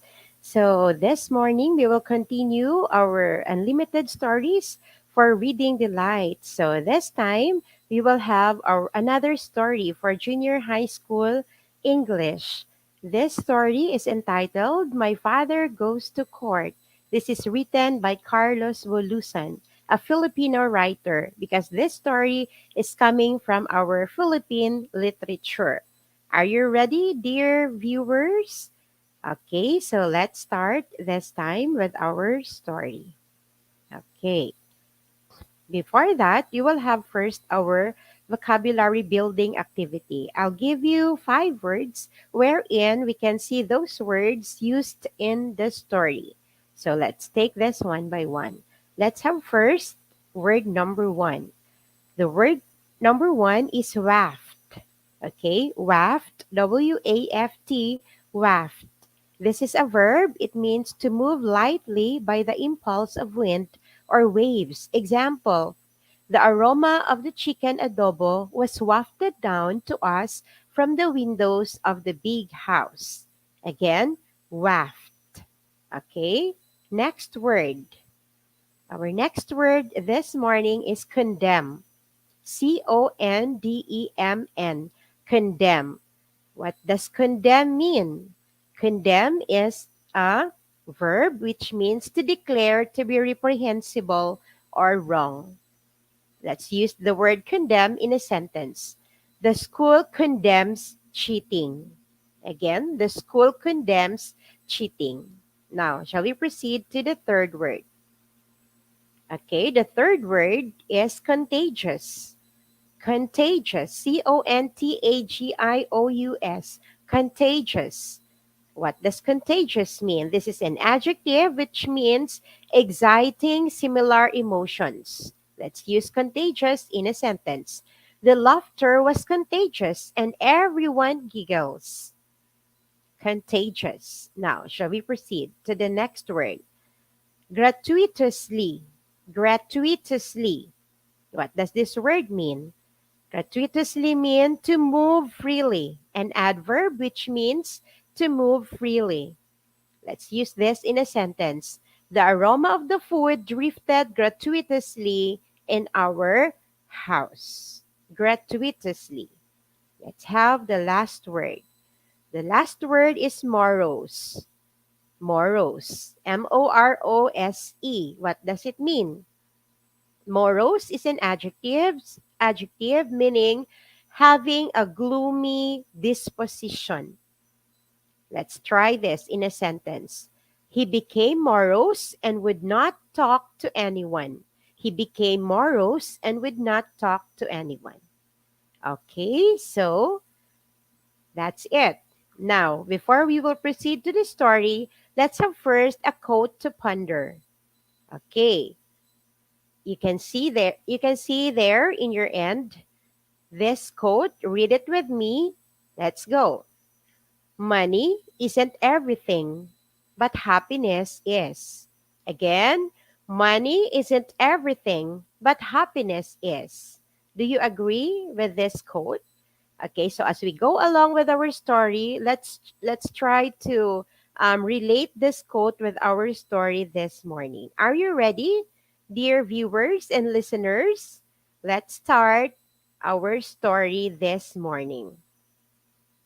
When I was 4, I lived with my mother and brothers and sisters in a small town on the island of Luzon. Father's farm had been destroyed in 1918 by one of our sudden Philippine floods. So several years afterwards, we all lived in the town, though we preferred living in the country. We had as a next door neighbor a very rich man whose sons and daughters seldom came out of the house. While we boys and girls played and sang in the sun, his children stayed inside and kept the windows closed. His house was so tall that his children could look in the window of our house and watch us played or slept or ate when there was any food in the house to eat. Now, this rich man's servants were always frying and cooking something good. The aroma of the food was wafted down to us from the windows of the big house. We hung about and took all the wonderful smells of the food into our beings. Okay, so let's have our processing question number 1. How would you describe the economic status of the narrator? Question number 1. How would you describe the economic status of the narrator? Are they rich or are they poor?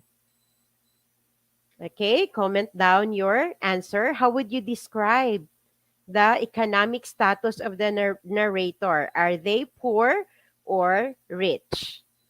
Okay, so shall we proceed? Sometimes in the morning, our whole family stood outside the window of the rich man's house and listened to the musical sizzling of thick strips of bacon or ham. I can remember one afternoon when our neighbor servants roasted 3 chickens. The chickens were young and tender, and the fat that dripped into the burning coals gave off an enchanting odor. We watched the servants turn the beautiful birds and inhaled the heavenly spirit that drifted out to us. Some days, the rich man appeared at the window and glowered down at us. He looked at us one by one, as though he were condemning us.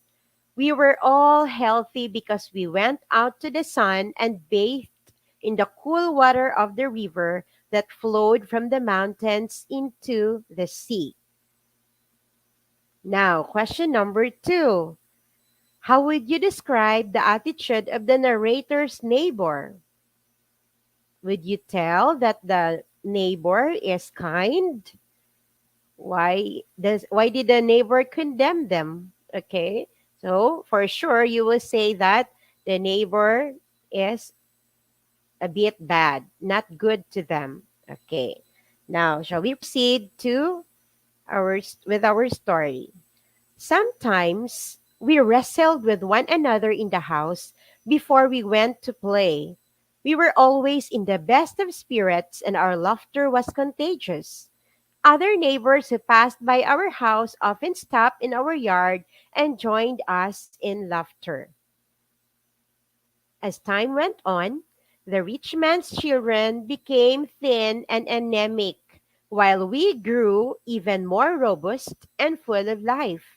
Our faces were bright and rosy, but theirs were pale and sad. The rich man started to cough at night. Then he coughed day and night. His wife began coughing too.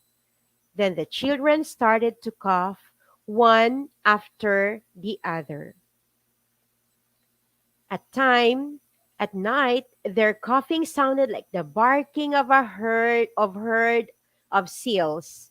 We hung outside their windows and listened to them. We wondered what happened. We knew that they were not sick from the lack of nourishment, because they were still always frying something delicious to eat. Now, shall we proceed to the third question? What do you think was the cause of the neighbor's sickness? What do you think was the cause of the neighbor's sickness? Is it that they are malnourished? Of course not. According to the narrator, they always fry something good to eat. So, I'm sure you will agree with me because they do not go out from their house and get some sunlight. They always lock themselves in their big house. Let's proceed. One day, the rich man appeared at the window and stood there a long time. He looked at my sisters, who had grown fat in laughing, then at my brothers, whose arms and legs were like the molave, which is the sturdiest tree in the Philippines. He banged down the window and ran through his house, shutting all the windows. From that day on, the windows of our neighbor's house were always closed. The children did not come out anymore. We could still hear the servants cooking in the kitchen, and no matter how tight the windows were shut, the aroma of the food came to us in the wind and drifted gratuitously into our house. One morning, a policeman from the Presidencia came to our house with a sealed paper. The rich man had filed a complaint against us. Father took me with him when he went to the town clerk and asked him what it was about. He told father the man claimed that for years we had been stealing the spirit of his wealth and food. Now, what was the complaint filed against the narrator's father? Okay, what was the complaint of the neighbor against them? Of course, the complaint was all about the stealing of the spirit of their wealth and food. Okay, so we'll proceed now. When the day came for us to appear in court, Father brushed his old army uniform and borrowed a pair of shoes from one of my brothers. We were the first to arrive. Father sat in a chair in the center of the courtroom. Mother occupied a chair by the door. We children sat on a long bench by the wall. Father kept jumping up from his chair and stabbing the air with his arms as though he were defending himself before an imaginary jury. The rich man arrived. He had grown old and feeble. His face was scarred with deep lines. With him was his young lawyer. Spectators came in and almost filled the chairs. The judge entered the room and sat in a high chair. We stood in a hurry and then sat down again. Okay.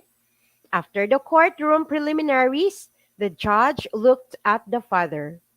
Do you have a lawyer? He asked. I don't need any lawyer, Judge, he said. Proceed, said the judge. The rich man's lawyer jumped up and pointed his finger at father. Do you not agree that you have been stealing the spirit of the complainant's wealth and food? I do not, father said. Do you not agree that while the complainant's servants cooked and fried fat legs of lamb or young chicken breast, you and your family hung outside his windows and inhaled the heavenly spirit of the food? I agree, father said. Do you not agree that while the complainant and his children grew sickly and tubercular, you and your family became strong of limb and fair in complexion? I agree, father said. How do you account for that? Father got up and paced around, scratching his head thoughtfully. Then he said, I would like to see the children of the complainant, Judge. Bring in the children of the complainant. Then they came shyly. The spectators covered their mouths with their hands. They were so amazed to see the children so thin and pale. The children walked silently to a bench and sat down without looking up. They stared at the floor and moved their hands uneasily. Father could not say anything at first. He just stood by his chair and looked at them. Finally, he said, I should like to cross examine the complainant. Proceed. Now, after seeing the children of the rich man, viewers, why did the narrator's father could not say a word? What do you think? When father saw the thin and pale children of the rich man, he couldn't say a word. Why is that so? What did he feel? For sure, he felt pity on the children because comparing to his children are so healthy, but the children of the rich man were so pale and thin. Okay, let's proceed. Do you claim that we stole the spirit of your wealth and became a laughing family, while yours became morose and sad? Father said, Yes. Do you claim that we stole the spirit of your food by hanging outside your windows when your servants cooked it? Father said, Yes. Then we are going to pay you right now, Father said. He walked over to where we children were sitting on the bench and took off my straw hat on my lap and began filling it up with centavo pieces that he took out of his pockets. He went to mother, who added a fistful of silver coins. My brothers threw in their small change. May I walk to the room across the hall and stay there for a few minutes, Judge? Father said. As you wish. Thank you, Father said. He strode into the other room with a hat in his hands. It was almost full of coins. The doors of both rooms were wide open. Are you ready? Father called. Proceed, the judge said. The sweet tinkle of the coins carried beautifully in the courtroom. The spectators turned their faces toward the sound with wonder. Father came back and stood before the complaint. Did you hear it? He asked. Hear what? The man asked. The spirit of the money when I shook this hat, he asked. Yes. Then you are paid, Father said. The rich man opened his mouth to speak and fell to the floor without a sound. The lawyer rushed to his aid. The judge pounded his gavel. Case dismissed, he said. Now, why did the rich man fall? After the man said that it was paid already. How do you find the narrator's father in the court? Okay, I really want to read your comments, but I guess it's a bit of delay. So, why did the rich man fall? Of course, he did not expect that of the stupidity he did when he accused the neighbor, when he accused the man of stealing the spirit of his wealth and food.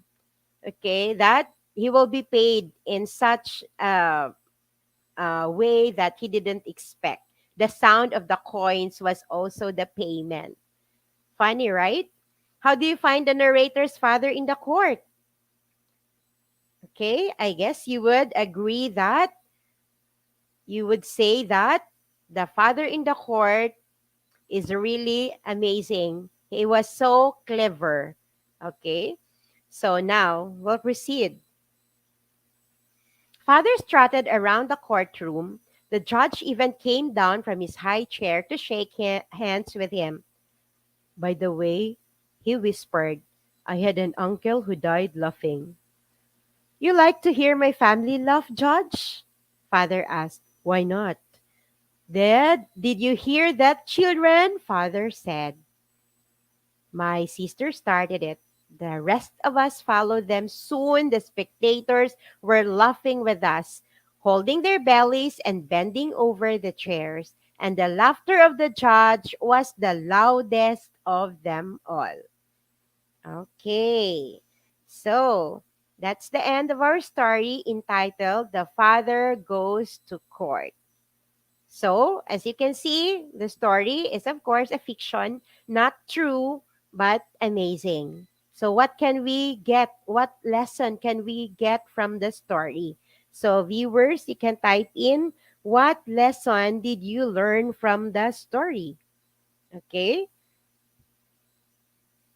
What about from the attitude of the neighbor, the attitude of the father? Okay. So, what are the lessons that we can get from the story? Okay. So, I'll give you the lessons this morning, and I'm sure you will agree with me that to be genuinely happy in life, first in everything, give thanks. No matter what we are, what we have this time, we will give thanks to God because everything comes from God, and what He gives us is according to His will and purpose. The second one is we should be contented of what you are, of what we are, and what we have. Okay, when we say contented, I'm not saying that we will not dream and pursue and striving hard to improve our lives. I am saying that we should be contented, happy about it, but continue striving hard to improve our lifestyle and pray harder.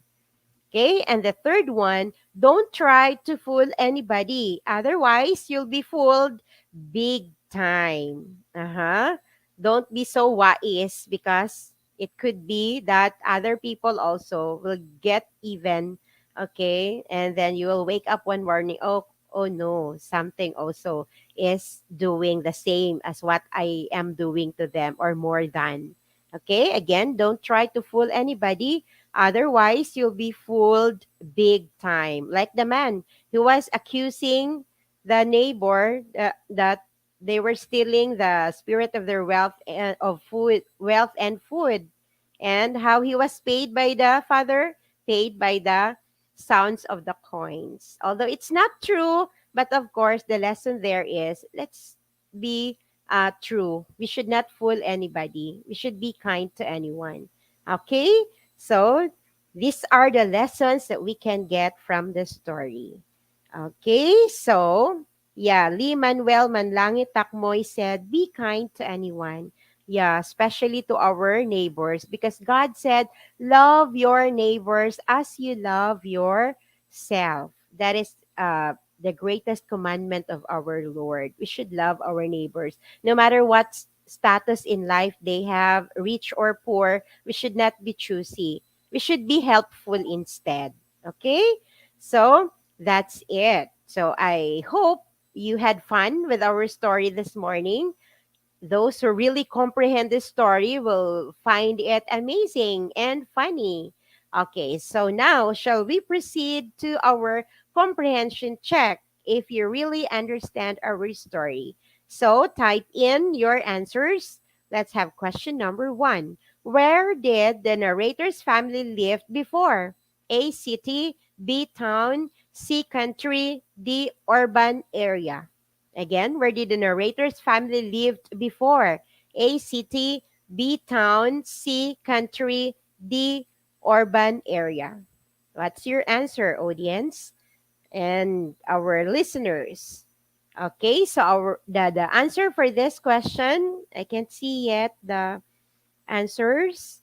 Okay, the answer for this is letter C. Aisha Lagrosa is correct. Country. Now, shall we proceed to the second question? What caused the family's farm to get destroyed? A. Flood. B. Typhoon. C. Pandemic. D. Landslide. Again, what caused the family's farm to get destroyed? A. Flood. B. Typhoon. C. Pandemic. D. Landslide. The correct answer for this, please write also the item, the number, and the letter of your answer so I could trace. Andre Galaura said letter A. You got it right, Andre. Now, shall we proceed to the third question? What is the lesson of the story aside from what I gave a while ago? Okay, what is the correct sentence here that relates much with our story? A, the gift of Santa. B, the gift of nature. C, the gift of laughter. D, the gift of cleverness. Again, what is the lesson of the story? A, the gift of Santa. B, the gift of nature. C, the gift of laughter.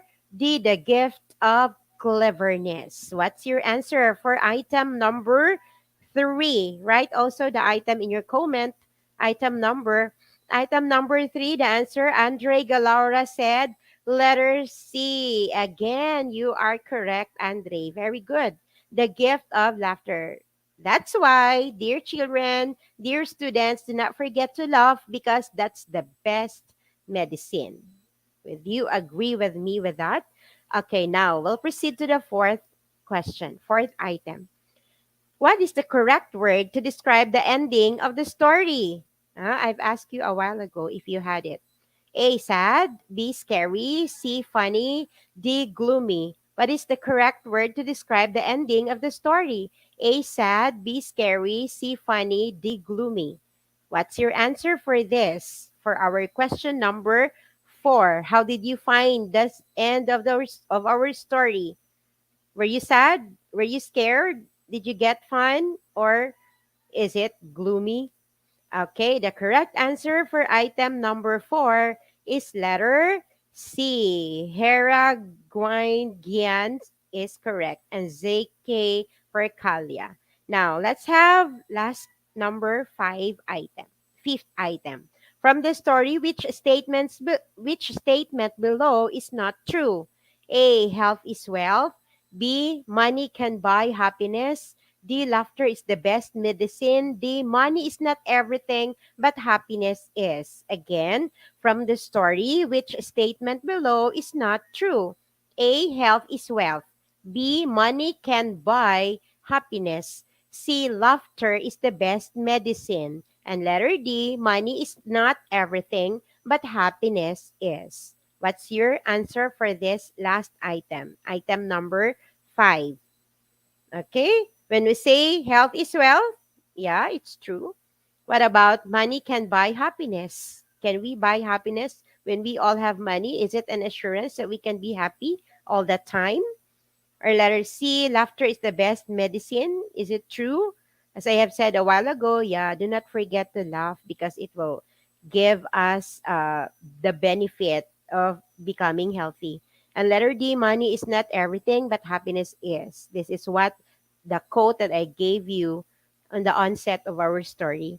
So, obviously, the answer is letter B. Money can buy happiness. This is not true because of course, we can be happy when we have a lot of money, but money is not the answer to everything. Okay? So, that's it. AJ Bongkayaw got it correct. Very good. So thank you very much to our very active. I'm so sorry I was not able to read fastly your responses, dear viewers from our Facebook Live, because I'm here from our home. So hopefully next time I can report to our studio. Thank you very much for supporting always for our unlimited stories for reading delights every Friday morning. Thank you very much to the technical working group. Thank you very much for the help and to our DepEd personnel. Thank you very much for giving us the opportunity to deliver stories to our students, to our pupils who are staying at home. I hope everyone will be always safe. Have a nice day ahead. God bless everyone. Thank you very much. See you next time. And the unlimited stories for reading delights will continue. Thank you. Innovation, integration, industry-based learning, inspiration. This is the division of Panabo City, the forefront of eradicating illiteracy. Thank you, Ma'am Elsie Inigo of San Vicente National High School. Ayan, with her story that's given to us, My Father Goes to Court. That has a moral lesson to be genuinely happy in life, be grateful to God, and be contented with what we have. Ayan, so pagiging happy, all we need to do is to be contented. Ayan, so lahat ng mga blessings ni Lord sa atin, magpapasalamat tayo at tamay mong kanutang gahaman kaayo para kana yung gusto kita nga kanan maatua in the right time ihatag na ni Lord sa atua if it is part of His will. So as at this moment kung say nasa atua sa itong mga kamo sa ato ang mga sabakan karong mga taknaa, we should always be thankful and kailangan mahimutang kontento ni Imi kay di na magsugod ang ato ang kalipay. Daghang kay salamat Ma'am Elsie for your story this very morning today. And this time we're going to proceed to our next story.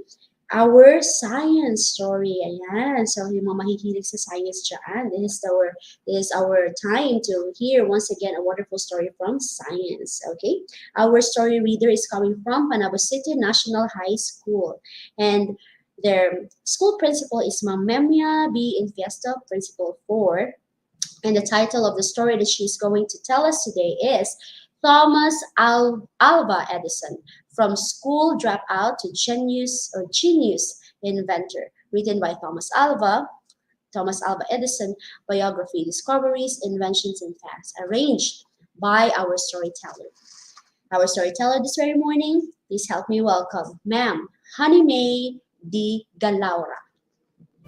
Innovation, integration, industry-based learning, inspiration. This is the division of Panabo City, the forefront of eradicating illiteracy.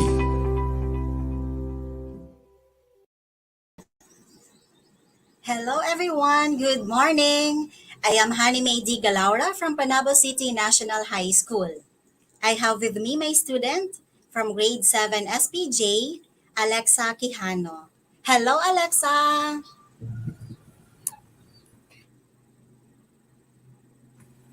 I am Alexa and I'm going to join today Ma'am Honey for her science storytelling. Yes, that's good. So, let's begin.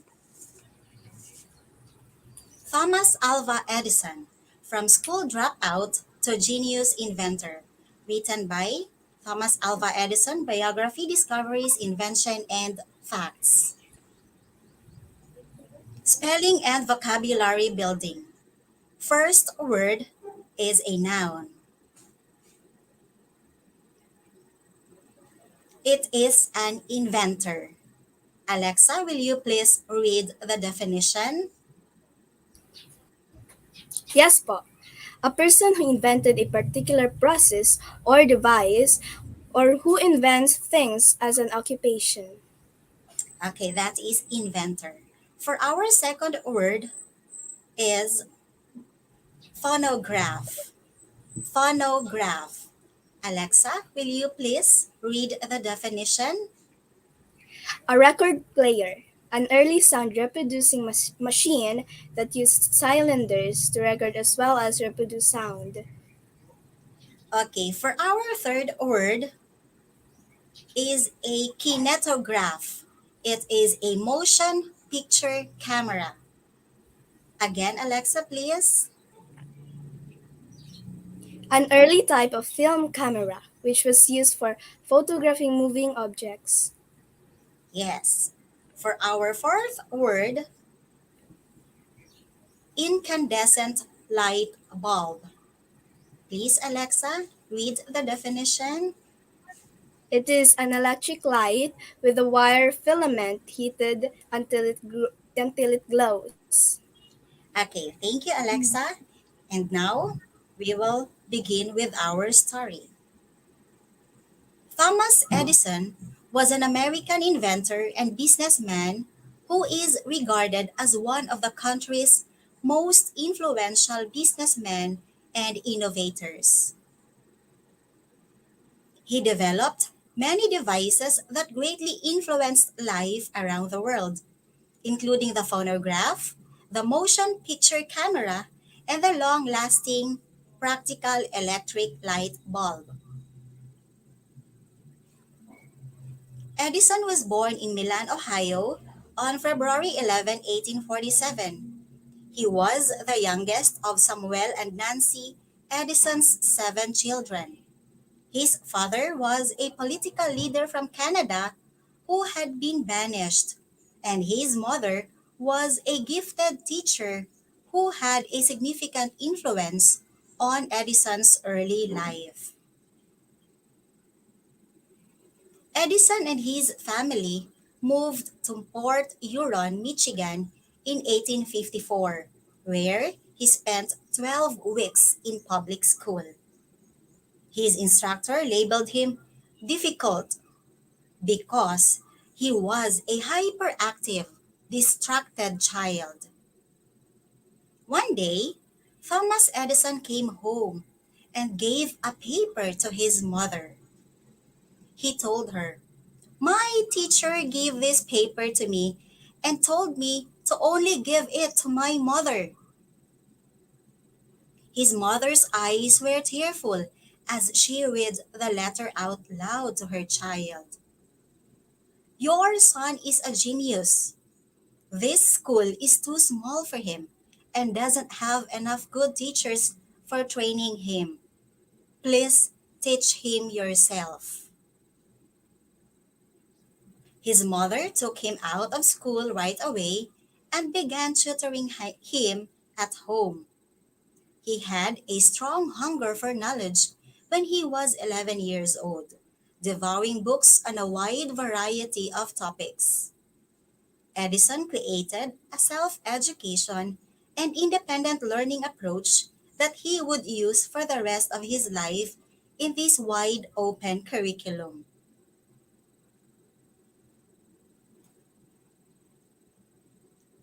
For the questions, Alexa, and to our viewers, you can type in your answers.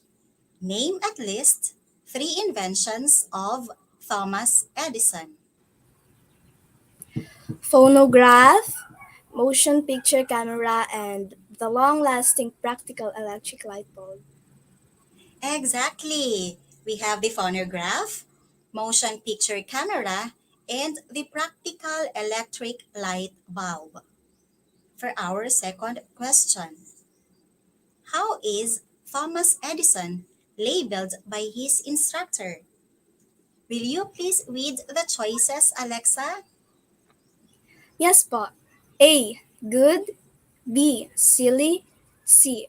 Difficult. My answer And what? is Mm-mm. my answer is C. Difficult. Yes, difficult.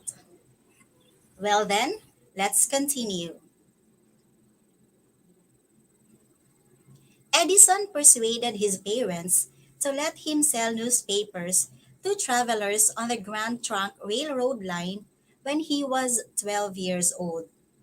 Edison began producing his own tiny newspaper, the Grand Trunk Herald, using his access to the daily news bulletins teletype to the station office. Passengers flocked to the up-to-date articles. This was the first of many business enterprises in which he identified a need and capitalized on the opportunity. Edison also utilized his railroad connections to set up a modest laboratory in a railway baggage car where he conducted chemical experiments. A chemical fire erupted during one of his experiments, and the car caught fire as a result. The conductor rushed in and smacked Edison on the side of the head, causing him to lose some hearing. He was compelled to sell his newspapers at numerous stations along the trip after being thrown off the train. While working for the railroad, Edison experienced a near tragic event that turned out to be lucky.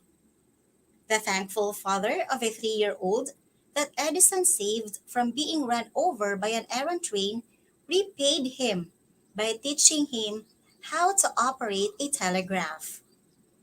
He had learned enough to work as a telegraph operator by the age of 15. Edison worked as an itinerant telegrapher throughout the Midwest for the following 5 years, filling up for those who had gone to the Civil War. He spent his free time reading widely, studying and experimenting with telegraph technology, and learning about electrical science.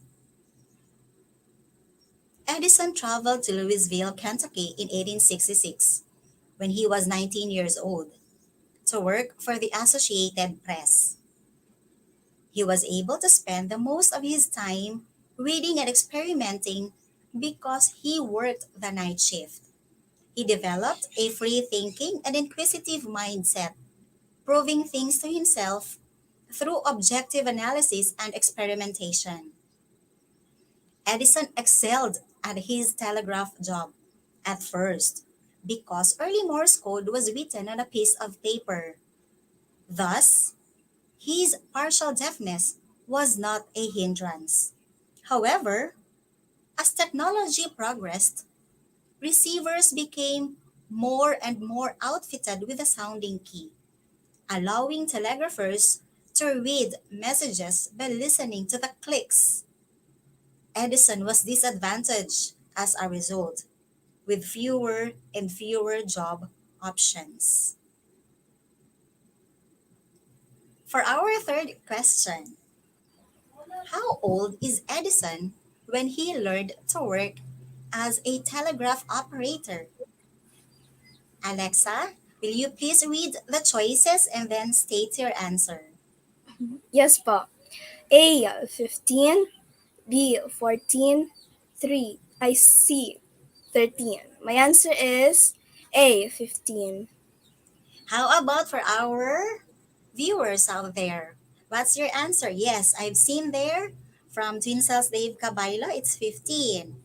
Yes, that is correct. He was 15.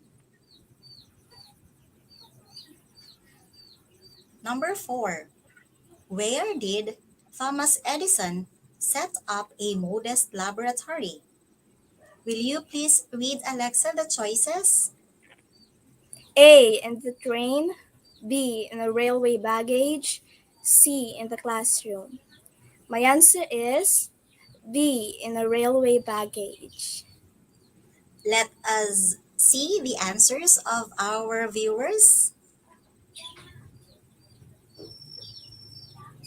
Yes, it's letter B, in a railway baggage. Well then, let's continue. When Edison went home in 1868, he discovered that his beloved mother was suffering from mental illness and that his father had lost his job.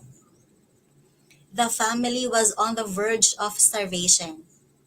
Edison knew he had to take charge of his own destiny.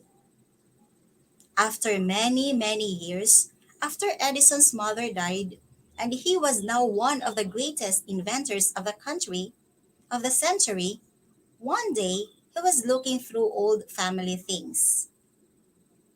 Suddenly, he saw a folded paper in the corner of a drawer in a desk. He took it and opened it up. On the paper was written, "Your son is mentally ill. We cannot let him attend our school anymore. He is expelled from the school." Edison cried for hours, and then he wrote in his diary, Thomas Alva Edison was a mentally ill child that, by a hero mother, became the genius of the century. While Edison did not invent the first light bulb, he did develop the technology that enabled it to reach the public. Following the discovery of the first early electric arc lamp, by English inventor Humphrey Davy in the early 1800s, Edison was motivated to produce a commercially practicable, efficient incandescent light bulb. Scientists such as Warren de la Rue, Joseph Wilson Swan, Henry Woodward, and Matthew Evans attempted but failed to create electric light bulbs or tubes utilizing a vacuum in the decades after Davy's invention. Edison was given a patent for his own improved light bulb in 1879 after purchasing Woodward and Evans' invention and making changes to his design. He began to make it se- he began to make it and sell it to the general public.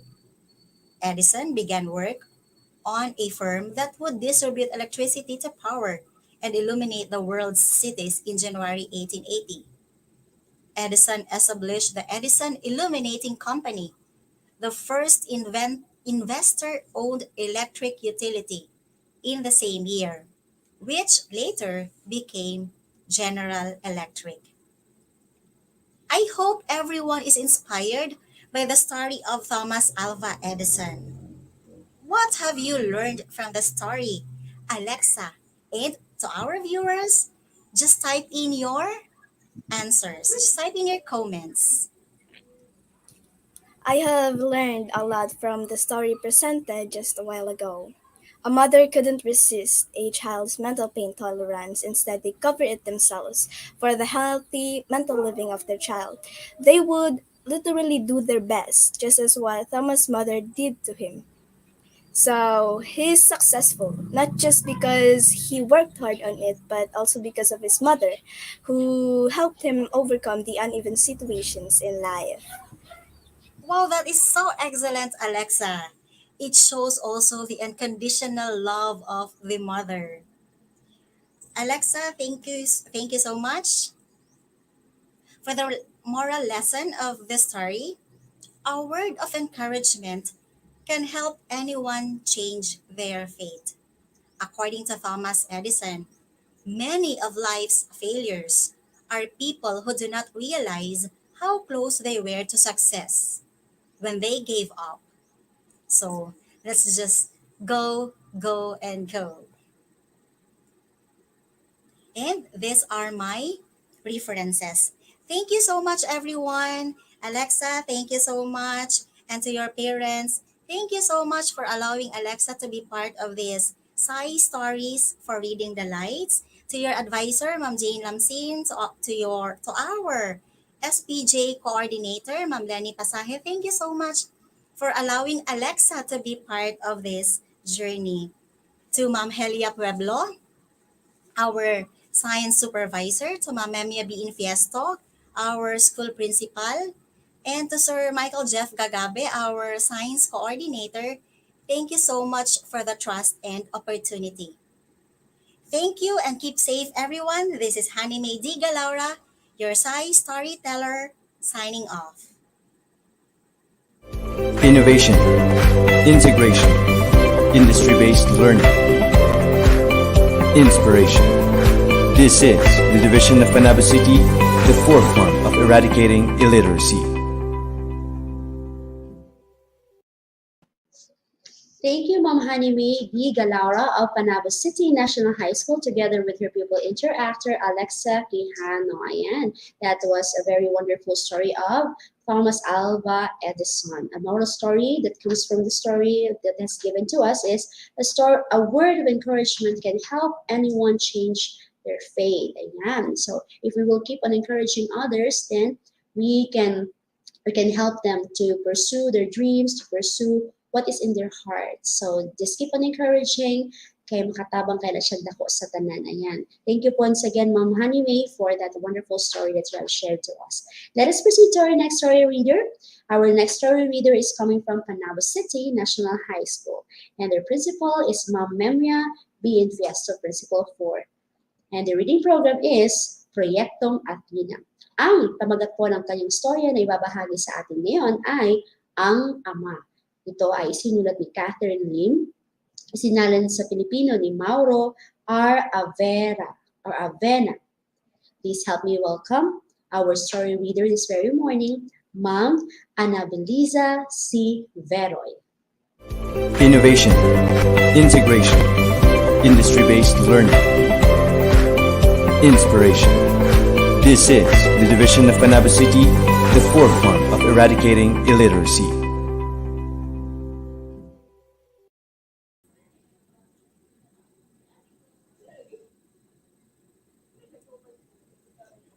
Magandang umaga sa inyong lahat.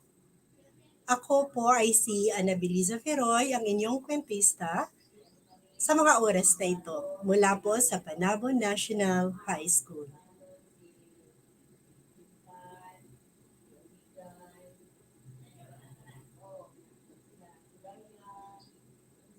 Narito ang ating mga tiyak na layunin. Una, natutukoy ang mahahalagang pangyayari sa kwento. Ikalawa, nakapagbibigay ng sariling refleksyon sa mensahe ng kwento. Ang akdang ating mapapakinggan ngayon ay pinamagatang Ang Ama. Maikling kwento mula sa Singapore, akda ni Catherine Lim, isinalin sa Filipino ni Mauro R. Avena. Magkahalo lagi ang takot at pananabik kapag hinihintay ng mga bata ang kanilang ama. Ang takot ay sa alaala ng isang lasing na suntok sa bibig na nagpapatulo ng dugo at nagpapamaga ng ilang araw sa labi. Ang pananabik ay sa pagkain na paminsan-minsay inuuwi ng ama. Malaking supot ng mainit na pansit na iginisa sa itlog at gulay. Okay, meron tayong katanungan. Sino ang hinihintay ng mga bata? A. Ina. B. Ama. C. Kapatid. D. Lolo.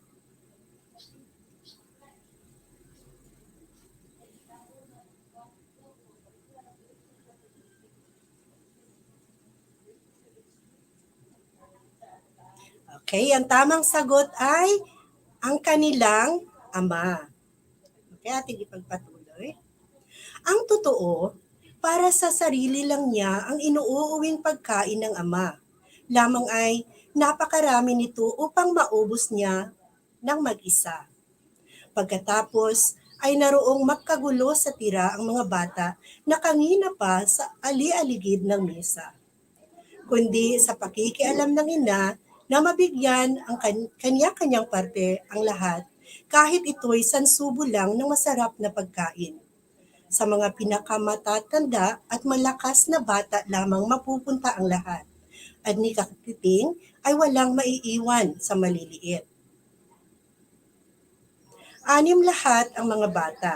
Ang 2 pinakamatanda ay isang lalaki, 12 anyos, at isang babae, 11 anyos. At matatapang ang mga ito, kahit napayat at nagagawa sila lang lagi ang naghati sa lahat ng bagay kung wala ang ina, upang tiyaking may parte rin ang maliliit. Okay, meron tayong ikalawang katanungan. Ano ang dala ng kanilang ama na kanilang pinanabikan? A. Pansit. B. Tsokolate. C. Tinapay. D. Candy.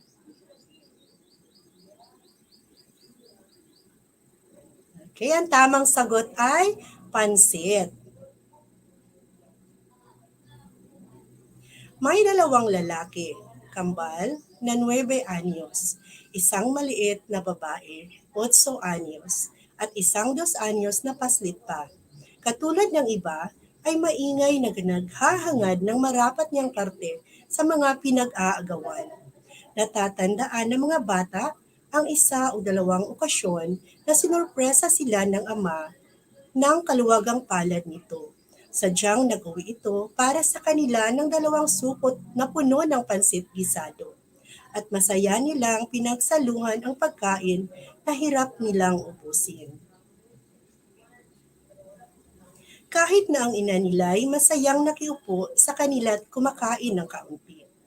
Pero hindi na naulit ang masayang okasyong ito. At ngayon, hindi na nag-uuwi ng pagkain ang ama. Ang katunayan, ipinapalagay ng mga batang mapalad sila kung hindi ito umuuwing lasing at nanggugulpi ng kanilang ina.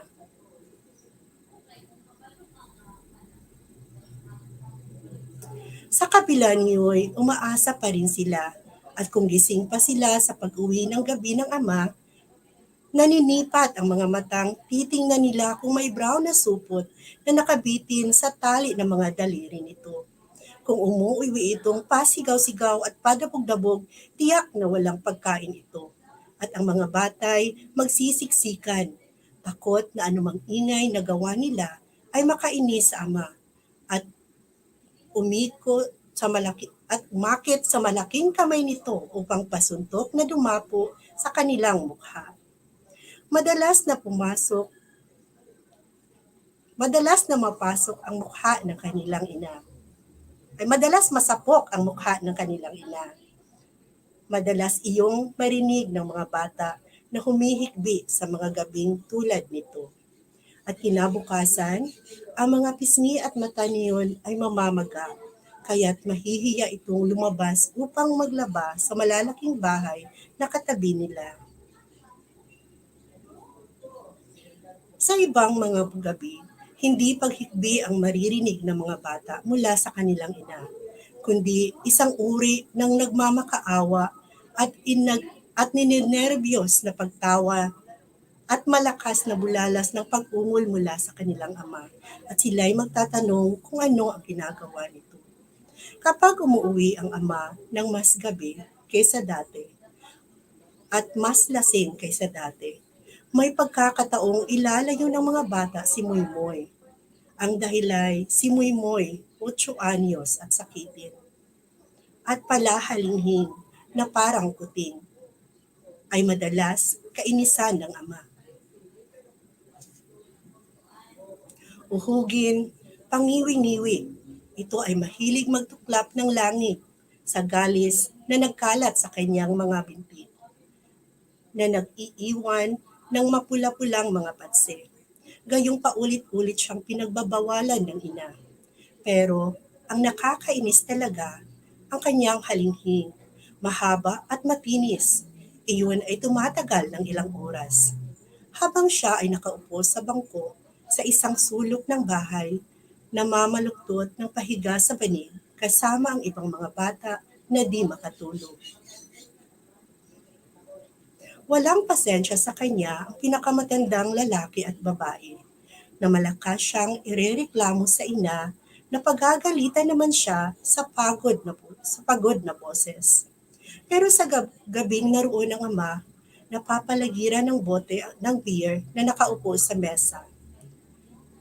Iningatan nilang mabuti na hindi humalinghing si Moymoy. Alam nila na ang halinghing na iyon ay parang kudkuran na nagpapangilo sa nerbiyos ng ama. At ito'y nakakabulahaw na sisigaw. At kung hindi pa iyon, huminto, iyo'y tatayo, lalapit sa bata at hahampasin iyon ng buong lakas. Pagkatapos ay haharapin ito at papaluin din ng ibang bata na sa tingin nito sa kabuuan ay ang sanhi ng kanyang kabwisitan.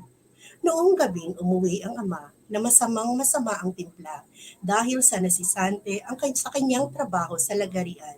Si Moymoy ay nasa gitna ng isang mahabang halinghing na di mapatahan ng dalawang pinakamatandang bata, gayong binalaan nilang papaluin ito. Okay, nandito na tayo sa pangatlong katanungan. Sino ang batang kinaiinisan ng ama dahil sa kanyang halinghing na tumatagal hanggang 1 oras? A. Ina. B. Batang lalaki. C. Moymoy. D. Batang babae.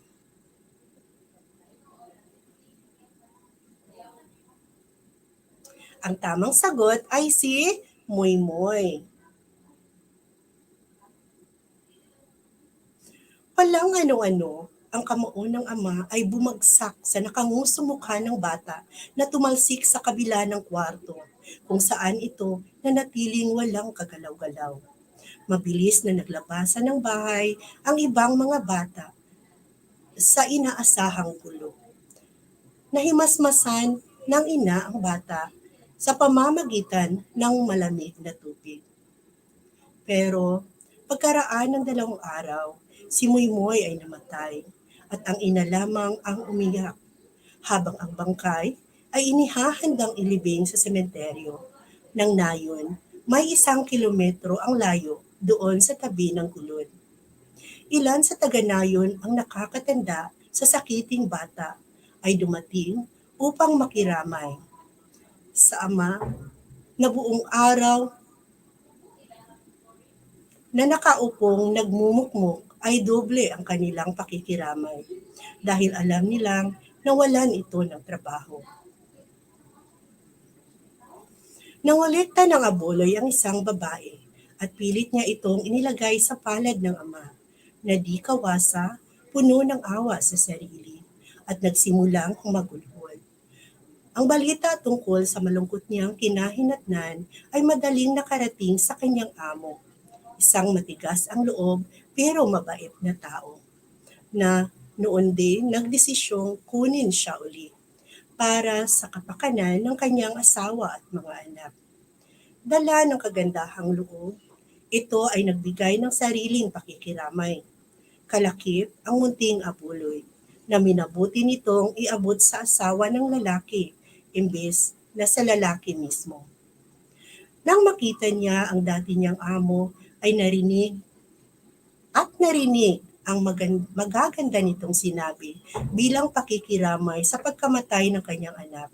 Ang lalaki ay napaiyak at kinailangang muling libangin.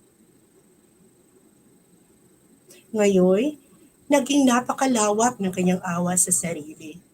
Bilang isang malupit na inulilang ama na ipinaglalamay ang wala sa panahong pagkamatay ng kanyang dugo at laman, mula sa kanyang awa sa sarili ay bumulwak ang wakas na pagmamahal sa patay na bata. Kaya't madalamhati siyang nagtawag. Kaawa-awa kong Moymoy, kaawa-awa kong anak. Nakita niya ito sa libingan, sa tabi ng gulod, payat, maputla, at napakaliit. At ang mga alon ng lungkot at awa na nagpayanig sa matipuno niyang mga balikat. At brasong kayumanggi ay nakakatakot tingnan. Pinilit siyang aluin ng kapitbahay na ang iba'y lumayo na may luha sa mga mata at bubulong-bulong. Maaaring lasinggo siya at iresponsable, pero tunay na mahal niya ang bata. Tinuyo ng nagdadalamhating ama ang kanyang luha at saka tumayo. Meron siyang naisip.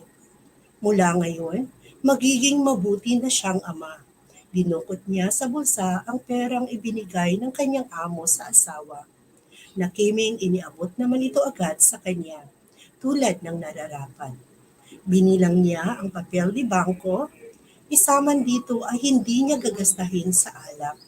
Hindi na kailanman. Matibay ang pasya na lumabas siya ng bahay. Pinagmasdan siya ng mga bata. Saan kayo pupunta? Tanong nila. Sinundan nila ito ng tingin. Papunta ito sa bayan. Nalungkot sila dahil tiyak nila na uuwi itong dalang muli ang mga bote ng beer. Pagkalipas ng 1 oras, bumalik ang ama. May bitbit itong malaking supot na may mas maliit na supot sa loob. Inilapag ito ang dala sa mesa. Okay, meron tayong pang-4 na katulungan. Pinagsisihan na ng ama ang kanyang ginawa. Dugtungan ang pahayag, mula ngayon ako ay A. Magiging lasinggero, B. Magiging mabuting ama, C. Magiging pasaway, D. Magiging basagulero. Ang tamang sagot ay magiging mabuting ama. Hindi makapaniwala ang mga bata sa kanilang nakita. Pero iyon ba'y kahon ng mga tsokolate? Tumingin silang mabuti. mayroong supot ng ubas at isang kahunyata ng biskwit. Nagtaka ang mga bata kung ano ang laman niyon. Sabi ng pinakamatandang lalaki, biskwit. Nakakita na siyang maraming kahon tulad niyon sa tindahan ni Hochek sa bayan. Ang giit naman ng pinakamatandang babae ay candy, yung katulad ng minsay ibinagay ni Lao Tzu na nakatira doon sa malaking bahay na pinaglalabhan ng nanay. Di nagtagal ay lumabas ito, nakapagpalit ng damit at dumiretso sa mesa. Hindi dumating ang senyas na nagpapahintulot sa mga batang ilapat ang mga kamay sa pinag-iinteresang yaman. Kinuha nito ang malaking supot at muling lumabas ng bahay. Hindi matiis na mawala sa mata ang yaman na wari kanila na sana. Nagbulungan ang dalawang pinakamatanda nang matiyak na hindi sila maririnig ng ama. Tingnan natin kung saan siya pupunta. Nagpumilit na sumama ang kambal at ang apat ay sumunod ng malayo-layo sa ama. Sa karaniwang pagkakataon, tiyak na makikita sila nito at sisigawang bumalik sa bahay. Pero ngayon, nasa isang bagay lamang ang isip nito. Hindi na lang sila napuna. Dumating ito sa libingan sa tabing gulod. Kahuhukay pa lamang ng puntod na kanyang hinintuan. Lumuhod at dinukot ang mga laman ng supot na dahan-dahang inilapag sa puntod habang pahikbing magsalita. Pinakamamahal kong anak, wala akong maiaalay sa iyo, kundi ang mga ito. Sana'y tanggapin mo. Nagpatuloy itong nakipag-usap sa anak habang nagmamasid sa pinagkukublihang mga halaman ang mga bata. Madilim na ang langit at ang maitim na ulap ay nagbabantang mapunit anumang saglit. Pero patuloy na nagdarasal at pag-iyak ang ama. Naiwan sa katawan ang basang kamesa dentro. Okay, nandito na tayo sa panglimang katanungan. Sa huling bahagi ng kwento, saan pumunta ang ama na may dalang pagkain? A. Sa bayan. B. Sa tindahan. C. Sa puntod ng yumaong anak na si Moymoy. D. Sa kapitbahay. Ang tamang sagot ay sa puntod ng yumaong anak na si Moymoy. Sa isang iglap, ang kanina pang inip na inip ng mga bata ay dumagsa sa yaman. Sinira ng ulan ang malaking bahagi niyon. Pero sa natira, sa kanilang nailigtas, nagsalo-salo sila tulad ng isang piking na alam nilang di nila mararanasang muli. At doon nagtapos ang ating kwento. Okay, narito ang mga aral na napulot sa kwento. Una, huwag maging marahas. Sikaping maging mahinahon sa lahat ng oras. At ang pangalawa ay maging mabuti sa kapwa upang ikaw ay pagpalain at maging mabuting halimbawa sa mga bata o sa mga taong nakapaligid sa iyo. Maraming salamat po. Hanggang sa muli.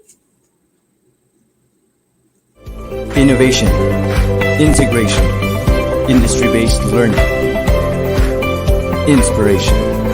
This is the division of Panabo City, the forefront of eradicating illiteracy.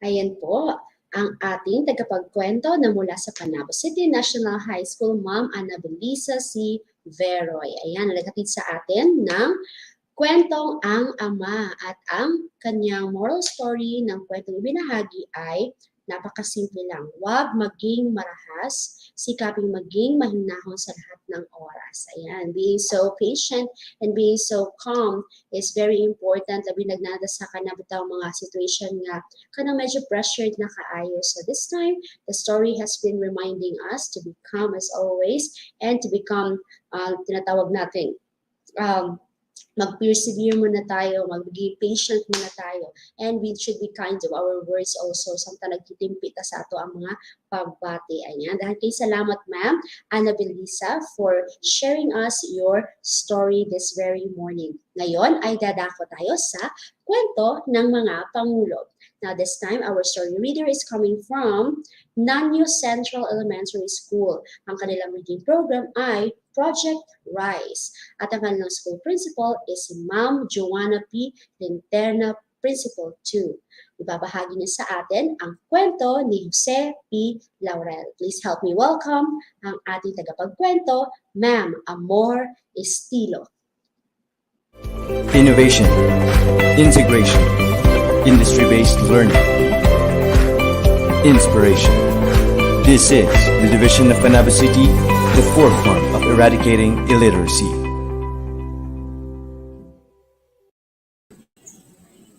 Hello! Magandang umaga sa inyong lahat. Ito po uli si Ma'am Amor Estilo. Ngayon ay matutunghayan natin ang isang kwento na puno ng aral, pag-asa at kabayanihan. Ito ang talambuhay ni Jose P. Laurel. Ayan, narinig nyo na ba ang pangalan niya? Alam ko, familiar sa inyo ang pangalan ni Jose P. Laurel. Bago natin umpisahan ang ating kwento, nais ko munang ipakilala sa inyo ang ating pupil interactor na si Nith Jacob Palabaw. Hi, Nith! Hi, ma'am. Magandang umaga po. Kumusta ka naman, Nith? Okay lang po, ma'am. Okay, magaling. Salamat sa pagsama sa akin sa araw na ito. Ngayon, handa ka na ba sa ating kwento? Yes po, ma'am. Okay. So ngayon, mga bata, pati sa ating mga Facebook Live audiences, ngayon ay pag-uusapan natin ang kwento or ang talambuhay ni Jose P. Laurel. Bago natin umpisahan ang ating kwento, meron muna tayong munting talasalitaan. Una ay ang salitang Pangulo.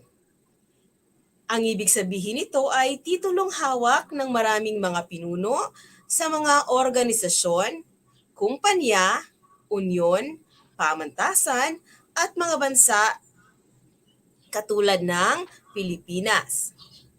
Maestrado. Ito ay tagahatol o hukom. Pangatlong salita ay ang saligang batas. Ito ay isang konstitusyon o isang pangkat ng mga prinsipyong saligan o fundamental o nailunsad at naitatag ng mga pamarisan na pinagbabatayan o inaalinsunuran kung paano pinamamahalaan ang isang estado o ibang organisasyon. Panghuli, ito ay ang salitang suliranin. Maaari natin tawagan itong mga pagsubok, kasing kahulugan nito ay salitang problema. Sa ating buhay, syempre marami tayong mga suliraning makikita at mararanasan. So ngayon, alam na natin ang munting mga salitang ating makakasalamuha mamaya sa pagpapatuloy ng ating kwento. Ayan, si Jose P. Laurel ay naging Pangulo noong October 14, 1943 hanggang Agosto 17, 1945. Masasabi nating sa English pa ay short-lived. Ibig sabihin, mabilis lang. Konting panahon lang ang kanyang pagiging Pangulo. Sa Republika ng Pilipinas, siya ang pangatlong Pangulo. Sa ikalawang Republika ng Pilipinas naman, siya ang unang Pangulo. Ayan, pag-uusapan natin ngayon ang kanyang maagang buhay. Si Jose Pasiano Laurel E. Garcia, ito ang kanyang buong pangalan. Siya ay ipinanganak noong Marso 9, 1891 sa bayan ng Tanawan, Batangas. Ang kanyang ama ay si Sotero Laurel Sr. na isang opisyal ng pamahalaang revolusyonaryo ni Emilio Aguinaldo. At siya din ay lumagda sa saligang batas ng Malolos noong 1898. Itong babae sa larawan ay ang butihing ina ni Jose Laurel. Ito ay si Jacoba Garcia. Nagtapos siya ng batas sa Universidad ng Pilipinas, Kolehiyo ng Batas noong 1915, kung saan siya nag-aral sa ilalim ni Dekano George A. Malcolm na kanyang hinalinhan sa Korte Suprema ng Pilipinas. Nakamit niya ang Master of Laws degree mula sa Universidad ng Santo Tomas noong 1919. Ganito na pala kaluma ang Santo Tomas or University of Santo Tomas.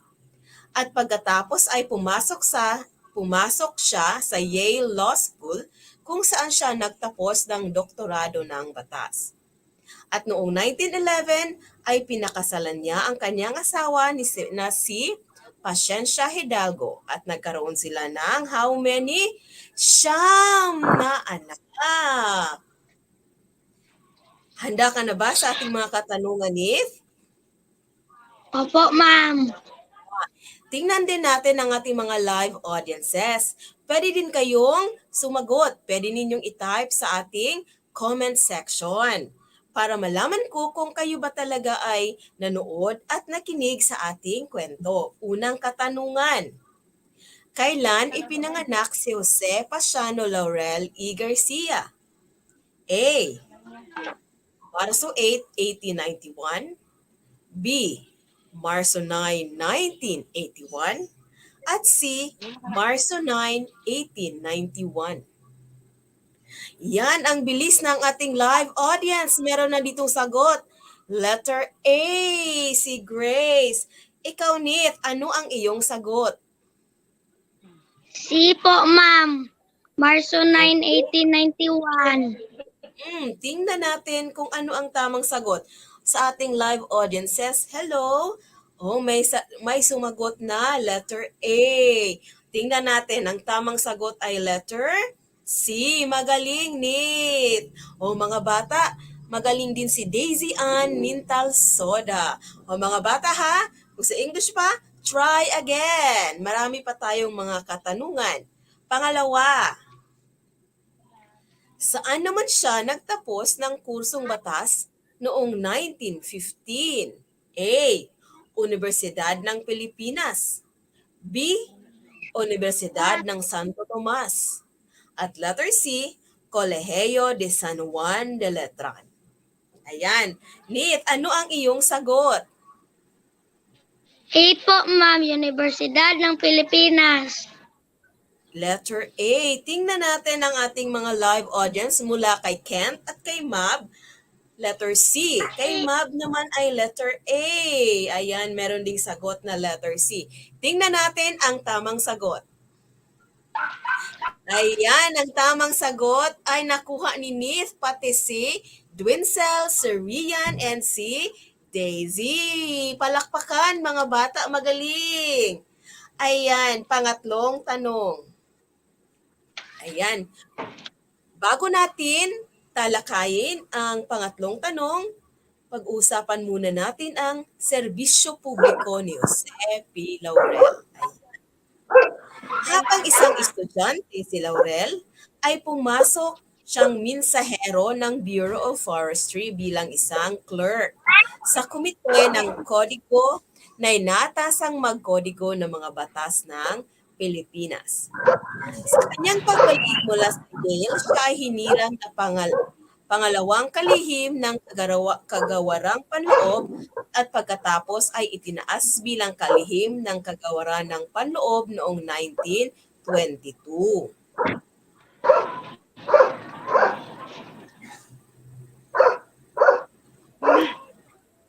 Okay, di ba naging siya ay isang pangalawang kalihim pero sa posisyong ito, palagi siyang nakikipag-alitan sa Gobernador General ng Estados Unidos na si Leonard Wood sa Pilipinas. Kaya, noong 1923 dahil sa kanilang palaging alitan, Si Laurel ay nagbitiw kasama ng ilang mga kasapi ng gabinete ng pamahalaan ni Wood. Ayan, sagutin natin ang tanong. Ano ang naging trabaho ni Jose P. Laurel sa Bureau of Forestry? A. Abogado, B. Mensahero, at C. Clerk. Okay, Nit, ano ang iyong sagot? B po, ma'am. Mensahero. B. Tingnan natin ang ating live audiences. Ayan, Garci, letter B. Si Ria naman ay letter C. Ipakita natin ang tamang sagot. Ayan, magaling! Congratulations to Garci and Loren. Nakuha nila din ang tamang sagot. Letter B, mensahero. Ikaapat na tanong. Bakit siya nagbitiw sa kanyang posisyon noong 1923 sa kabila ng kanyang pagkakataas ng posisyon bilang kalihim ng kagawaran na panloob noong 1922? A. Dahil siya ay kumandidato sa Senado. B. Dahil palagi siyang nakikipag-alitan kay Gobernador General ng Estados Unidos na si Leonard Wood. At letter C. Dahil siya ay bumalik sa Estados Unidos upang mag-aral ng ibang kurso. Tingnan natin ang ating live audiences kung ano ang kanilang sagot. Ayan, merong sumagot ng letter B. Ikaw naman, Nit, ano ang iyong sagot? B po, ma'am. Dahil palagi siyang nakikipag-alitan kay Gobernador General ng Estados Unidos na si Leonard Wood. Magaling bumasa si Nita. Tingnan natin ating live audiences. Yan, ang sagot nila ay letter B. Ang tamang sagot ay... Tama! Magaling mga bata! Pati ang ating live audiences, tama din ang kanilang sagot katulad ni Nith. Magaling! Pag-uusapan naman natin ngayon ang kanyang buhay na nasa Senado na siya. Si Jose P. Laurel ay nahalal na kasapi ng Senado ng Pilipinas noong 1925. Siya ay nagsilbi ng isang termino bago matalo sa muling pagtakbo sa halalan noong 1931 kay Claro M. Recto. Siya ay bumalik sa pagsasanay na pampribado ng batas, ngunit noong 1934 ay muling nahalal sa opisinang pampubliko bilang delegado ng Kombensyong Konstitusyonal ng 1935. Kanyang inisponsoran ang mga probisyon ng panukalang batas ng mga karapatan or sa English ay Bill of Rights. Pagkatapos ng pagpapatibay ng Saligang Batas ng Pilipinas ng 1935 at pagkakatatag ng Commonwealth ng Pilipinas, si Laurel ay nahirang nakasamang maestrado ng Korte Suprema ng Pilipinas noong Pebrero 29, 1936. Ayan. Sagutin natin ang tanong. Handa ka na ba, Nith? Opo, ma'am. Ayan.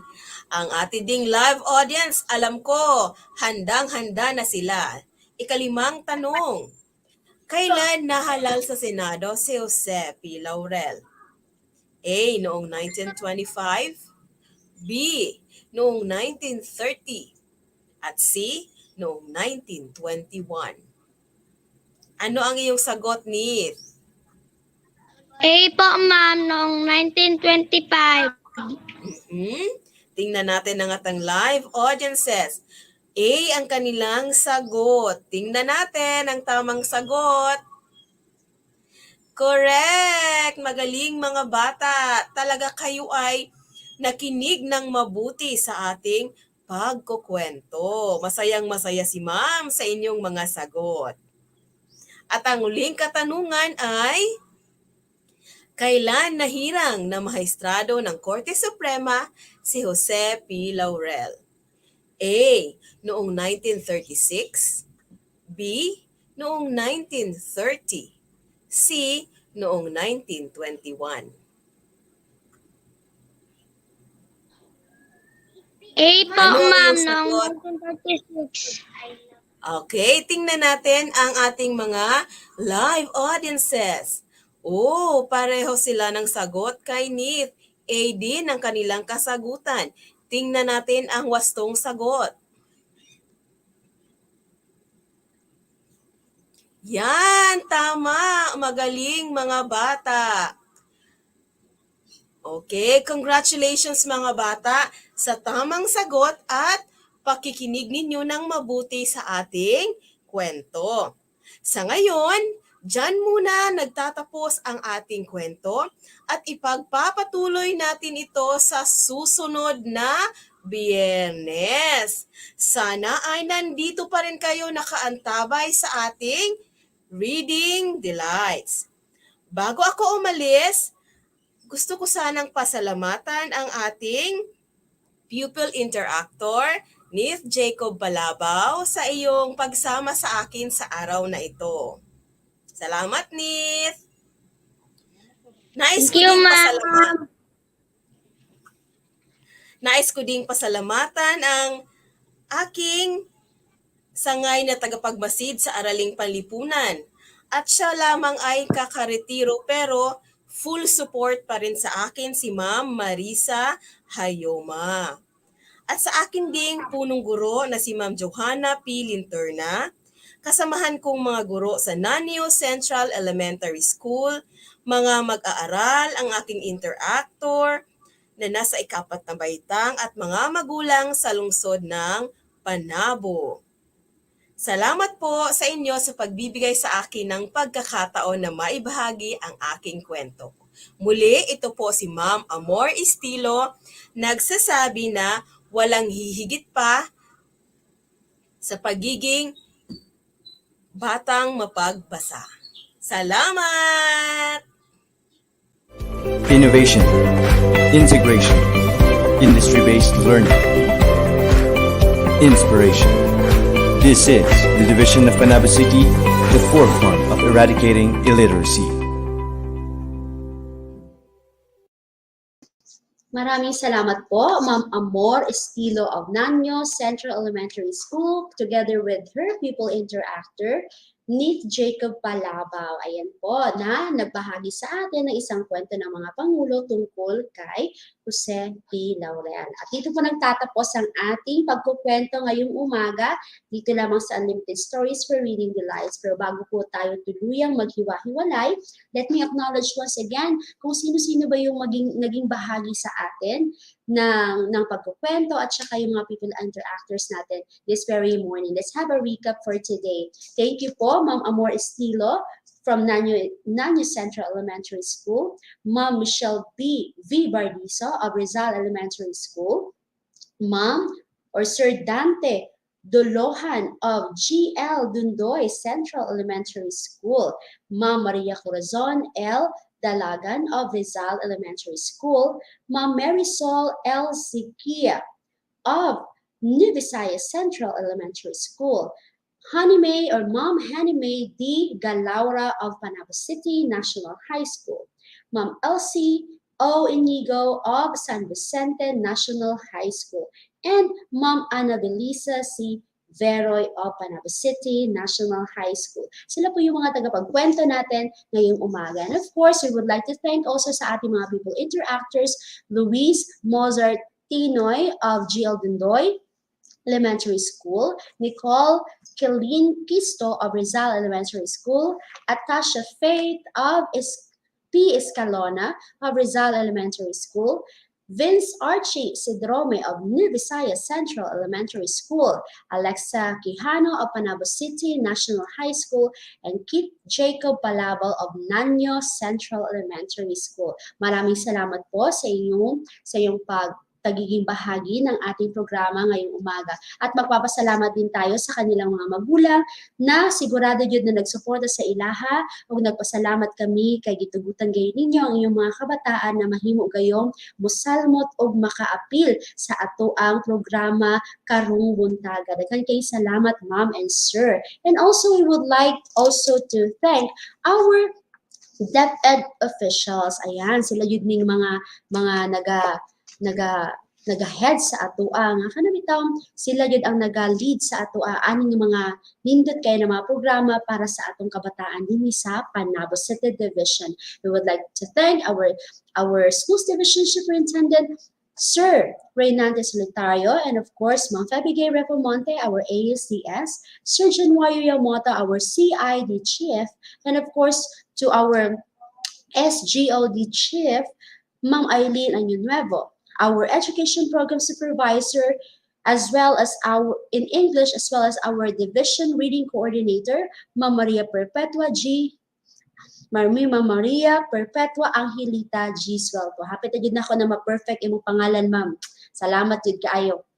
And this time, to our Education Program Supervisor in Filipino, Sir Peter Mijares. And of course, to our Education Program Supervisor in Mother Tongue, MLE, of course, Ma'am Giovanni Aguilar, at sa ating school or ating Education Program Supervisor in Araling Panlipunan, Ma'am Marisa Vihayoma, our Education Program Supervisor in Science, Ma'am Helia Pueblo, at sa lahat po ng ating Education Program Supervisors, Public Schools District Supervisors, Public Elementary and Secondary School Heads. Ayan, nagpapasalamat din kami sa aming punong guro na si Sir Julius I. Suelto, din sa New Visayas Central Elementary School nga padayon din siya nagapatigayon sa atuang programa karang buntaga ginahanay niya ang tanan para mahimo jud tang matunhay sa matag programa nga ato ang ipasalida dinhi sa matag Friday dinhi sa Limited Stories for Reading Delights. Kay salamat sir sa kanunayong suporta ug wala gayoy puas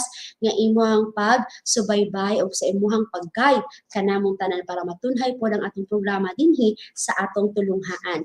Another thing is we would like also to thank Ma'am Alexander Chu and Sir James Chu of Panabo Cable TV Channel 1. Ayan, sa pag-allow sa atuang nga makita kita dinha sa atuang cable TV para lang dyan sa ato mga kabataan dinhi sa TV Aralan. Ayan po, lahat kayo salamat. And of course, we would like also to thank Sir June Aguilon. Ayan, maraming salamat sir sa kanunayon din mo nga uban ka na mo, yung pagsuporta ka na mo as one also of our technical working group or member din sa ato ang Limited Stories for Reading Delights. Siya gayod ang kanunay nga sayo kaayo, maghatag gayod siya og mga links sa atong tanan o nagahatag po siya og kanabitang mga links sa StreamYards para mahimutang matunhay din sa atong programa. Thank you so much Sir June Aguilon o sa imuhang mga kaubanan dinhi sa atong TV Aralan. Ayan po, maraming salamat po. And of course, makakalimutan ba natin ang ating very own technical working group dito sa New Visayas Central Elementary School. We would like also to thank Sir Roland Obeso as our controller for today. And of course, Ma'am Kimberly Absin, Ma'am Davila Ramos, Ma'am Jenly Muanya, Ma'am Lenny Pausal, and of course, sa lahat po ng mga tumulong sa atin ngayong umaga para dyan mahimutang ka ng successful ang kining atong pag-air karong buntaga. Ayan, nagpapasalamat kami sa inyong lahat. And of course, don't forget to like our page of Panabo City Division Reading Delights. Ayan, ayaw mong pagkalimot na mag-like din sa ato ang page. And thank you for spending your time, your so precious time sa amo ang tanan, sa atong tanan, sa pagsalmo, sa pagtanaw, ani nga programa. And also, magpapasalamat din kami sa lahat ng mga nanonood sa atin sa DepEd Panabo City YouTube channel, Facebook Live, and Cable TV Channel 1. Maraming salamat po. At sa mga nakinig sa atin, dito lamang sa New Visayas Central Elementary School on air 99.0 AM radio for a good start. Maraming salamat po. At hindi man namin maisa-isa lahat ng mga comments natin o mabasa lahat ng mga comments na nakalagay sa ating comment section. Kami po ay nagpapasalamat sa inyong kanunayon, di kayo nga suporta kanamo na ang iyong engagement sa kanilang programa, wala gayoy puas. Daghan kayong salamat sa kaninyong tanan. Ayan po. And this time, see you again on our next Friday of our new sets of stories dinhi lamang sa Unlimited Stories for Reading Delights with the partnership of TV Aralan of Panabo City Division. Daghan kay salamat sa inyong suporta nganhi kanamong tanan. And once again, I am your host for today, Ma'am Sheila Marie S. de los Reyes, na nagsasabi sa atin that when it is Friday, it's reading day. Ayan po. God bless everyone. Stay safe. Bye-bye!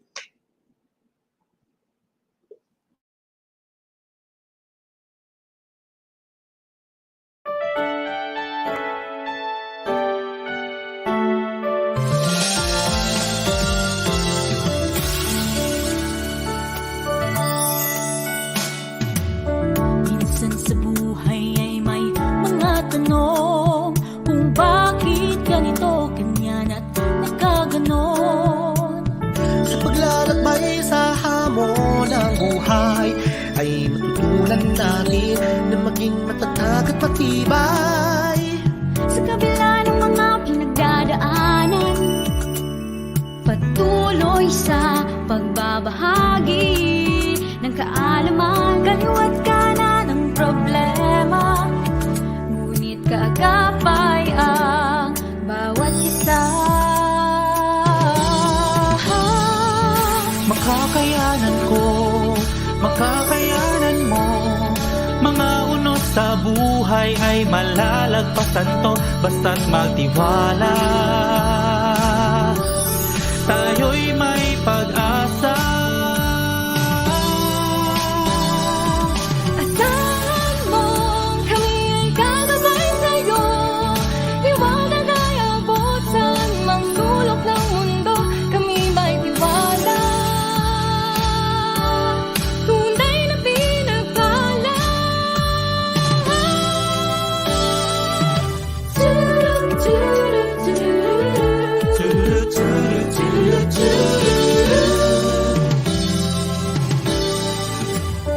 Kapag kakaisa ng bawat layunin ay makikita ang malasakit at ika'y diringgin.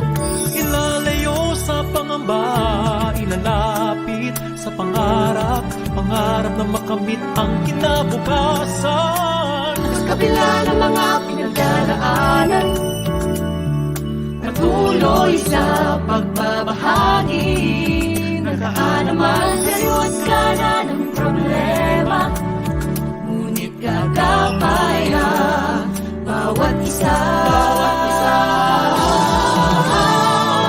Makakayanan ko, makakayanan mo. Mga unos sa buhay ay malalagpasan to, basta't magtiwala. Tayo'y may pag-asa. Asahan mo, kami ay gagabay sa'yo.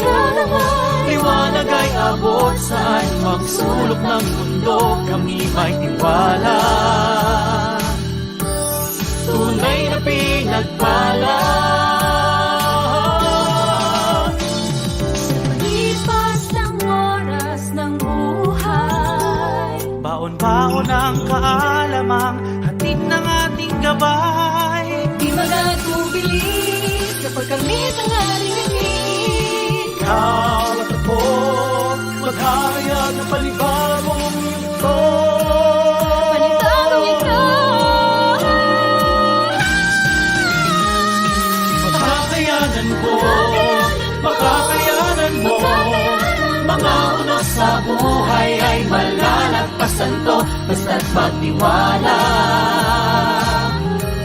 Tayo'y may pag-asa. Asahan mo, kami ay gagabay sa'yo. Liwanag ay abot sa anumang sulok ng mundo, kami may tiwala. Tunay na pinagpala.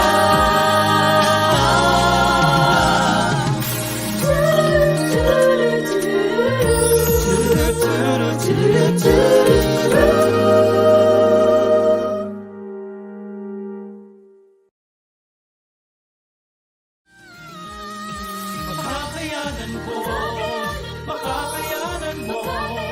Mga unos sa buhay ay malalagpasan to, basta't magtiwala. tayo'y may pag-asa. Asahan mo, kami ay gagabay sa'yo. Liwanag ay abot sa anumang sulok ng mundo. Kami may tiwala, tunay na pinagpala.